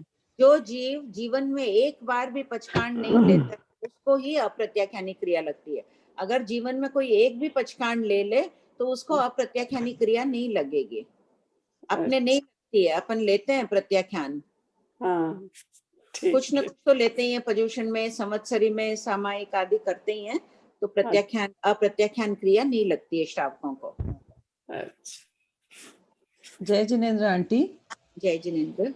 ये जो हम ये जो 5 वितराग संयत ये जो बोला था उसमें हम क्या संयता संयत श्रावक उस लेवल पे आता है? संयता संयत अपन हाँ उसी लेवल पे आ रहे हैं सभी। हाँ, तो फिर हमें सिर्फ पहले की 3 ही क्रिया लगती है, तो क्या हमें मिश्र वो जो 5वीं क्रिया थी वो नहीं लगती, क्योंकि हम सांसारिक देवों की भी पूजा वगैरह करते हैं? अब वो देखो किस दृष्टिकोण से, अब किसी के घर में क्या है मुझे बोलना उचित नहीं है, ज्ञानी तो कह रहे हैं उनको लौकिक दृष्टि से करो, अलौकिक गुरु तो नहीं मान रहे हैं ना अपन उनको, लौकिक देवी देवता मान रहे हैं। हम अभी डॉक्टर की सहायता ले रहे हैं, वैसे उनकी सहायता मांग रहे हैं, बाकी आत्म उत्थान में वो हेतुभूत नहीं होते हैं। हाँ, तो फिर हमें वो 5वीं क्रिया नहीं लगती है क्या आंटी? मिथ्या दर्शन प्रत्यय या क्रिया? परिणामों को देखो उस समय। अच्छा, अगर परिणाम अपने वैसे हैं तो लग रही है, और न भी लग रही है तो उसकी और झुकाव ज्यादा होता जाएगा, बढ़ता जाएगा झुकाव, तो कभी लग भी सकती है, फिर मिथ्या दर्शन क्रिया पड़िवाई हो सकता है जीव। अच्छा। जय जिनेन्द्र आंटी। जय जिनेन्द्र। आंटी वो जैसे बोले 12 व्रत का, तो उसमें वो बोलते हैं ना कि जाओ जीव अगर उसमें है नियम में तो ही व्रतधारी है। जैसे सामायिक है वो तो थोड़ी देर करते हैं फिर छूट जाते हैं, तो वो जैसे पौषध है, पौषध लिए 11वां व्रत, तो सिर्फ जितनी देर पौषध रहेगा, पूरे जाओ जीव अपन पौषध में नहीं रहते ना। नहीं जाओ जीवन नहीं पहले नहीं। 1 से 5 में जो जैसे जीव हिंसा का त्याग किए, झूठ बोलने का त्याग किए, या चोरी करने का त्याग किए, जो जाओ जीव के लिए होता है वो व्रतधारी में आते हैं ना। नहीं, अगर एक भी जीव को मारने का पचकांड ले लिया जीवन में, मैंने कह दिया कि मैं किसी पंचेंद्रिय की हिंसा नहीं करूंगी, किसी जीव ने ये एक प्रत्याख्यान संवेग भाव सम्यक दर्शन प्रकट करके ले लिया है तो वो श्रावक है। जैसे सामायिक का है 9वें व्रत का, वो तो अपन सिर्फ सामायिक में रहते उतनी देर ही रहते, जाओ जीव अपन सामायिक में नहीं है ना। नहीं, जाव जीव नहीं है तो भी वो अप्रत्याख्यान क्रिया नहीं लगेगी। जिंदगी में एक सामायिक कर ली ना तो वो क्रिया हट गई, तो अपन श्रावक की कैटेगरी में आ जाते हैं। हाँ, क्योंकि आंटी कहीं सुने थे कि 1 से 5 में ही व्रतधारी कहलाते हैं, बाकी की क्रियाएं जब अपन हमेशा उसमें नहीं रहते हैं, वो थोड़ी देर रहते हैं तो नहीं वो किसी ने है ना विशेष व्रत ग्रहण करने की प्रेरणा देने के लिए कह दिया होगा, कि प्रेरणा देने से व्यक्ति आगे बढ़ता है ना और अधिक अधिक प्रत्याख्यान रहता है, इसलिए कह दिया। तो आंटी जैसे अभी पहले जी उनका जाओ जी नहीं करेंगे तो एक व्रतधारी तो हो ही गए फिर पक्का ना अपन। सुना ही नहीं पड़ा, आप क्या बोले? जैसे पंचेंद्रिय जीव की हिंसा नहीं करेंगे करके ले लिए तो एक व्रतधारी हो गए ना अपन। हाँ, एक पचकांड वाले हो गए, एक पचकांड वाले। हाँ, एक प्रत्याख्यान ग्रहण कर लिया, उसमें भाषा ये बोलनी चाहिए कि एक प्रत्याख्यान ग्रहण कर लिया इसलिए अपचकांड की क्रिया नहीं लग रही है। अच्छा, okay aunty, thank you. Priyanka ji. Aunty हाँ अभी एक क्वेश्चन आया था आपके पास कि वो श्रावक को पांचवी क्रिया लगती है नहीं अगर देवी देवताओं को पूजे तो मैंने आदित्य मुझे हाँ, वही। पूछा था तो वही उन्होंने पूछा फरमाया था कि देवी देवताओं को अगर देवी देवताओं मानकर पूज रहे तो मिथ्यात्व का दोष नहीं लगता है। अगर उनको अपना भगवान मानकर या मोक्ष में वो अपने सहायक हैं तो अपने को मिथ्यात्व का दोष लगेगा। ठीक बात है, मैंने भी यही कहा था ना। हाँ, कि अगर मतलब लौकिक वस्तु देवता के स्वरूप को, मतलब अगर वो, क्योंकि भगवान ने देवी देवताओं का भी स्वरूप बताया है, अगर उनको अपन जैसे लक्ष्मी, अगर उनको लक्ष्मी मान के ही पूज रहे हैं तो मिथ्यात्व का दोष नहीं लगेगा। ठीक, अच्छी बात। मरासा अभी दिल्ली हो क्या तुम? नहीं, मैं तो नहीं, पहले पूछी थी जोधपुर नहीं, रतलाम चातुर्मास में शायद। ठीक, हाँ नेक्स्ट। शकुंतला जी। हेलो। हाँ बोलिए। हेलो। हाँ बोलिए। हाँ, मेरा भी यही प्रश्न था कि अभी हमारी कुछ वस्तु गुम गई है और अपन बोल देते कि भाई इसका प्रसाद चढ़ा दूंगी, मेरे को ये चीज मिल जाए, तो इसमें तो क्रिया लगती होगी ना? आवाज आई? हाँ आ रही है आवाज, मैं सोच रही हूँ। हेलो। ये कभी है ना, कोई मरासा से पूछ लीजिएगा इसका हाँ, उत्तर। क्यों ऐसे आप हाँ, वही अपन ऐसे बोलते हैं ना, वापस मिलता है, या किसी किसी की बड़ी चीज भी गुम हो जाए, किसी के पैसे जेवर ऐसा कुछ हो जाए तो किसी देवी देवता को पूछते भी हैं और ऐसे बोल मार भी बोलते हैं। शकुंतला जी, इसका उत्तर आप मरासा को पूछिएगा ना, और देवी देवता को पूछते हैं ना, मरासा से पूछ के मेरे को भी उत्तर बता दीजिएगा। अच्छा, ठीक है, कोई भी संपर्क में आए मरासा, नहीं तो चिट्ठी लिखकर पूछ लीजिए, मेरे को इसका उत्तर नहीं आ रहा है अभी। बोलिए श्रेया जी। ये कह रही थी कि अभी जैसे कोई क्लास में बोला था कि आप साल भर तक अगर 100 समय के त्याग करते हैं तो नवा व्रत आता है, और आप फरमा रहे हैं कि एक समय कर ली तो अप्रत्यय ज्ञानावरण हो गया, 12 व्रत में से एक व्रत आ गया, तो फिर कैसे? अभी है ना भगवती सूत्र में थोड़े दिनों बाद आने वाला है प्रश्न, काफी दिन बाद आएगा। अपन इतना स्लो चल रहे हैं तब तो वो लगता है कि साल भर बाद आएगा। यहाँ पे स्पष्ट रूप से उल्लेख है कि अगर एक जीव हिंसा का भी त्याग कर दिया है तो उसको अप्रत्याख्यान क्रिया नहीं लगती है। अप्रत्याख्यान क्रिया की बात चल रही है, 12 व्रत की बात नहीं चल रही है। 12 व्रत धारण करना है तो व्रत ले रहे हैं, वो अलग बात हो गई। अच्छा, चौथी क्रिया नहीं लगेगी श्वेता जी। अच्छा श्रेया जी। हाँ, क्या भाभी जी मैं एक निवेदन कर सकता हूँ? हाँ बोलिए। हाँ देखिए भाभी जी, जैसे इस क्लास के और अच्छे परिणाम निकले, इसलिए हमारे जिज्ञासाओं में निरंतर आपके सानिध्य में अभिवृद्धि तो हो रही है, ये तो बहुत अच्छे संकेत दे रही है। परंतु जिस ग्रुप में लगभग 250 लोग हों और सप्ताह में मात्र 3.5 घंटे ही सामूहिक अध्ययन का रहे, ऐसे में हम जिस गहन विषय को पढ़ रहे हैं और उसमें जिज्ञासाओं का उत्पन्न होना स्वाभाविक है, पर उन जिज्ञासाओं पर और चिंतन कर, जैसे हम ग्रुप वाले हैं, अन्य सहपाठियों के सहयोग से क्लास के बाहर और अधिक मंथन कर हम पूछेंगे तो क्या ये ज्यादा उपयुक्त नहीं रहेगा? बहुत अच्छी बात है। हम सबका ज्ञान और अधिक विकसित होगा और हमारा जो लक्ष्य है, क्योंकि उस और गतिशील रहेंगे, क्योंकि अभी मेरे हिसाब से कितने 8,8500 प्रश्न होंगे। हाँ लगभग 8,500 के करीब है। अपन हम लोग तो देखिए अभी हम लोगों का संयोगक्षम इतना अच्छा नहीं है, मतलब मैं मेरे लिए बोल रहा हूँ, मेरा इतना अच्छा नहीं है, तो हर छोटी छोटी बात पे जिज्ञासा बढ़ती रहती है, ये अच्छी बात भी है। और आपका पढ़ाने का, आपका अध्ययन इतना विशाल है कि आप किसी भी ढंग से वो को रिलेट करके समझा देते हैं, आपको भी इतना रस आता है पढ़ाने में। परंतु हमारी जो गति चल रही है ना, तो इसलिए हम लोग और अच्छे से सब बाहर समझ के और फिर और अच्छे से पूछे ना, क्योंकि कई कई प्रश्न होते हैं। जैसे लास्ट क्लास में हीरे वाला टॉपिक था, अपना बहुत कम प्रश्न हो पाए थे। हाँ, वो एक प्रश्न बार ठीक बात बार तो उससे मतलब बाहर, तो इसमें अगर सबसे क्षमा याचना अगर, परंतु मेरे को ये लग रहा है कि अपन उस हिसाब से और अच्छे से अपनी पढ़ाई होगी, क्योंकि हम खुद ही और उस पर मंथन करेंगे और फिर अच्छे से निकलेगा तो और अच्छे रिजल्ट्स आने चाहिए, मुझे ऐसा लगता है। बहुत अच्छा सुझाव है ना इनका कि अभी जी मैं भी सुनील जी की भाभी जी मैं भी सुनील जी के बात से एकदम सहमत हूँ। हालांकि मैं बहुत क्वेश्चन पूछती हूँ, पर अब मैं भी ध्यान ही रखूंगी, क्योंकि छोटे छोटे क्वेश्चन से मैं भी ये नोट की कि अपना बड़ बहुत कम रहा है। और लास्ट क्लास वाला तो मेरे को पर्सनली भी फील हुआ। हालांकि जिज्ञासाएं होती है और समाधान भी सब चाहते ही हैं। वो हीरे वाला जैसे फिर बाद में कई फोन भी आए, मेरे पास पर्सनली भी फोन आए, तो आपके पास तो आने ही होंगे, शायद आए होंगे, कि एक ही क्वेश्चन का रिपीटेशन से लास्ट वाली क्लास में अपने बहुत आगे जो ज्ञान भगवान ने दिया है और गौतम स्वामी पूछ रहे हैं वो अहोभाव, फिर वो बीच में एक बार वैसे रुक जाता है, एक ही सब्जेक्ट में खाली उसी की अपने करते हैं। तो सुनील जी की बात से मैं भी पूरी तरह सहमत हूँ। तो छोटे छोटे क्वेश्चन अपने लिख के रखें, किसी से समाधान ले लें, नहीं मिले तो फिर आपसे जरूर पूछें। हाँ मतलब इसमें अपन उस ढंग से और करेंगे तो और अपन सबका लिए बहुत अच्छा है, क्योंकि अपने को मिस तो कुछ भी पॉइंट नहीं करना चाहिए, क्योंकि छोटी से छोटी जिज्ञासा है अपने को और ज्यादा ही बढ़ाएगा, परंतु वो जहाँ से और हो सकते हैं ना, वरना काफी। सुनील जी मैं पूछने वालों में मैं ज्यादा हूँ, मैं भी ध्यान रखूंगी। नहीं मैं ये नहीं बोल रहा हूँ कि आप हैं या कोई नहीं है, परंतु सबका लक्ष्य ये होना चाहिए कि अपने मन में जो भी आ रहा है उसका समाधान लें। परंतु समाधान लेने के लिए या तो भाभी जी को बोल दें कि आपको 3.5 घंटे जो दे रहे हैं हमको हफ्ता भर में, उसको बढ़ा के आप जाइए ही मत, हमको पढ़ाते रहिए। भाभी जी को तो बहुत आनंद आ रहा है पढ़ाने में, परंतु वो लगातार चलता रहे और अपने सबको।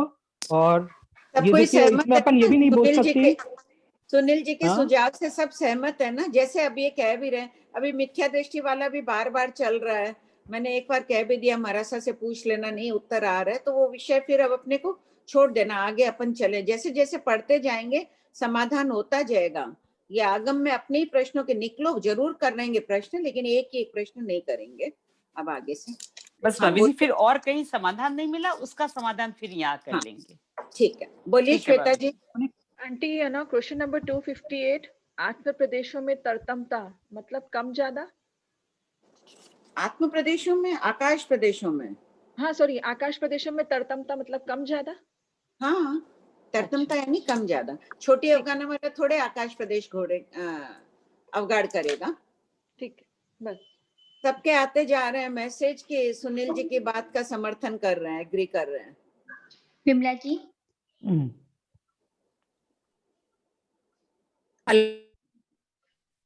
अंदर आंटी, हेलो। हाँ बोलिए। हेलो आंटी, हम ऐसा बोल रहे हैं कि आप 2 दिन क्लास लेते हो। आवाज आ रही है आंटी? हाँ आ रही है। हेलो, हम ऐसा बोलना चाह रहे हैं कि अगर एक दिन आप डाउट लिस्ट पूछ लेते, 3 दिन कर लो क्लास, ऐसा तो एक दिन डाउट का हो जाएगा तो सबको क्लियर हो जाएगा। खाली डाउट की क्लास नहीं होती, वो पढ़ते वक्त ही डाउट निकलते हैं, वही क्लियर हो जाते हैं। खाली डाउट कैसे रहेंगे, उस वक्त पढ़ते वक्त ही रहेंगे ना डाउट्स तो। ठीक है, तो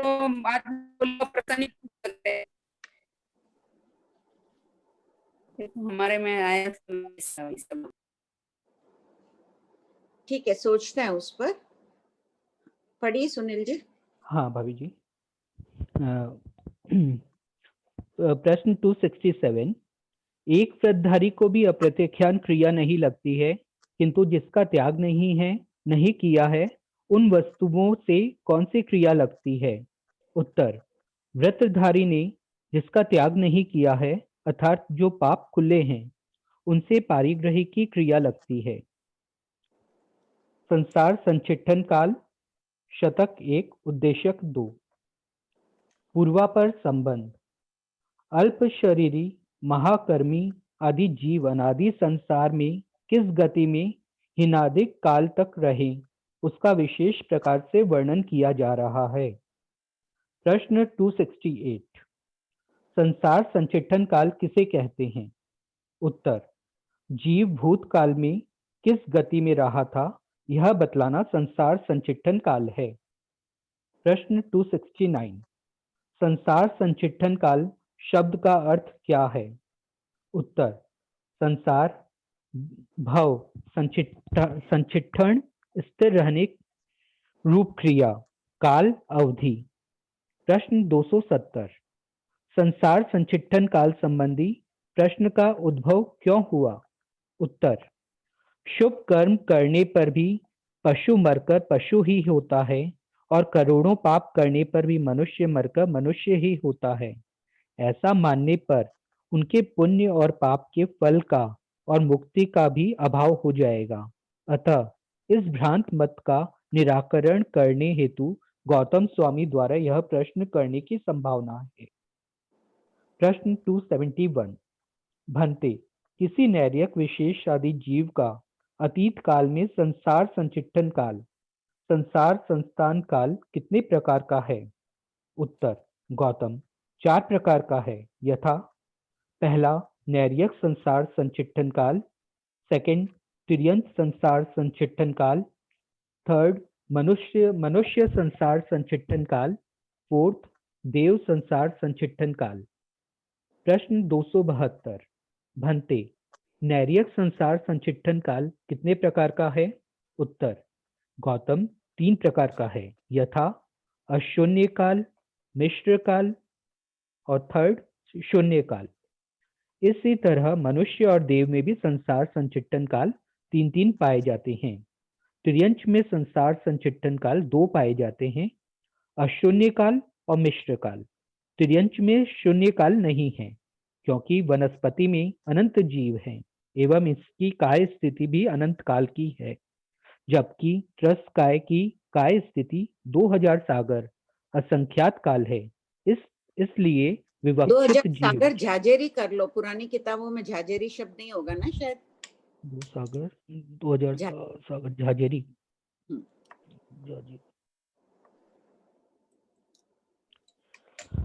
इसलिए विवक्षित जीव पुनः तिर्यंच में आता है तो वे सभी जीव उसमें से निकलकर नहीं जा चुके होते हैं।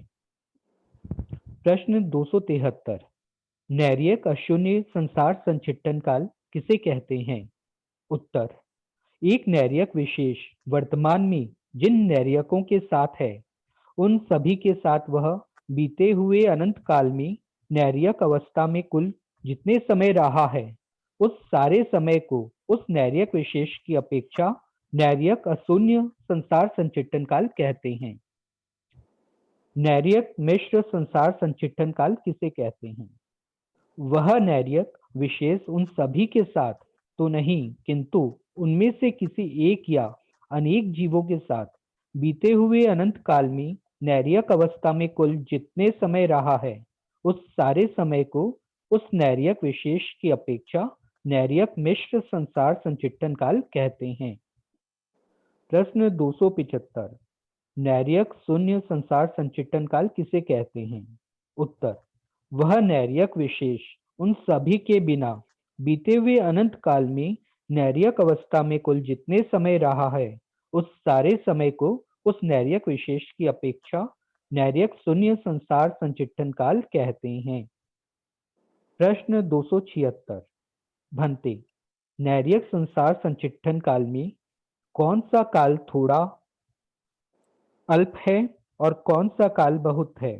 गौतम: सबसे थोड़ा अशून्य काल, उससे मिश्र काल अनंत गुना, उससे शून्य काल अनंत गुना। इसी तरह मनुष्य देव की अल्प बहुत कह देनी चाहिए। प्रश्न 277। तिर्यंच में संसार संचिट्ठन काल की अल्प बहुत लिखिए। उत्तर: पहला तिर्यंच में सबसे थोड़ा अशून्य काल, सेकंड उससे मिश्र काल अनंत गुना, थर्ड तिर्यंच में शून्य काल नहीं होता है। प्रश्न 278। भंते, 4 प्रकार के संसार संचिट्ठन काल में कौन सा थोड़ा और कौन सा बहुत है? उत्तर: गौतम, सबसे थोड़ा मनुष्य संसार संचिट्ठन काल, उससे नैर्यक संसार संचिट्ठन काल असंख्यात गुना, उससे देव संसार संचिट्ठन काल असंख्यात गुना, उससे तिर्यंच संसार संचिट्ठन काल अनंत गुना है। प्रश्न 279। किस आगम पाठ से स्पष्ट होता है कि मनुष्य भव में जीव सबसे कम काल तक रहता है? उत्तर: चारों गति के संसार संचिट्ठन काल की अल्प बहुत में सबसे थोड़ा मनुष्य संसार संचिट्ठन काल बताया गया है। इससे स्पष्ट होता है कि अतीत काल में मनुष्य गति में जीव सबसे कम रहा है। प्रश्न 280। प्रमाण सहित बताइए कि जीव पाप कम और पुण्य ज्यादा बांधता है? उत्तर, नारकी संसार संचिट्ठन काल में से देव संसार संचिट्ठन काल असंख्यात गुना है। इससे स्पष्ट होता है कि प्रत्येक जीव नरक गति से असंख्यात गुना अधिक बार देव गति में गया है। ज्ञान के अभाव में जीव लौकिक पुण्य ही चाहता रहता है, इसलिए बाल तप दान आदि करके देव गति में अधिक बार जाता है। ठीक है, टाइम हो गई ना, 3:30। सब कोई पुराना बहुत पढ़ के रखिएगा। आगे के भी 100 प्रश्न आप लोग आगे भी पढ़ते जाइए, ताकि क्लास में फिर पढ़ेंगे तो और इजी लगेगा। सब पढ़ते हैं फिर। जय जिनेंद्र सबको। जय जिनेंद्र, कृपा कराई भाभी जी, और क्षमा याचना आप सभी लोगों से। क्षमा याचना नहीं, सब कोई का आ रहा है। नहीं, और नहीं, जैसे ये भी संसार संचिट्ठन काल किया ना भाभी जी, तो इसमें तो एक बार आप थोड़ा और खोल दीजिएगा सबके लिए।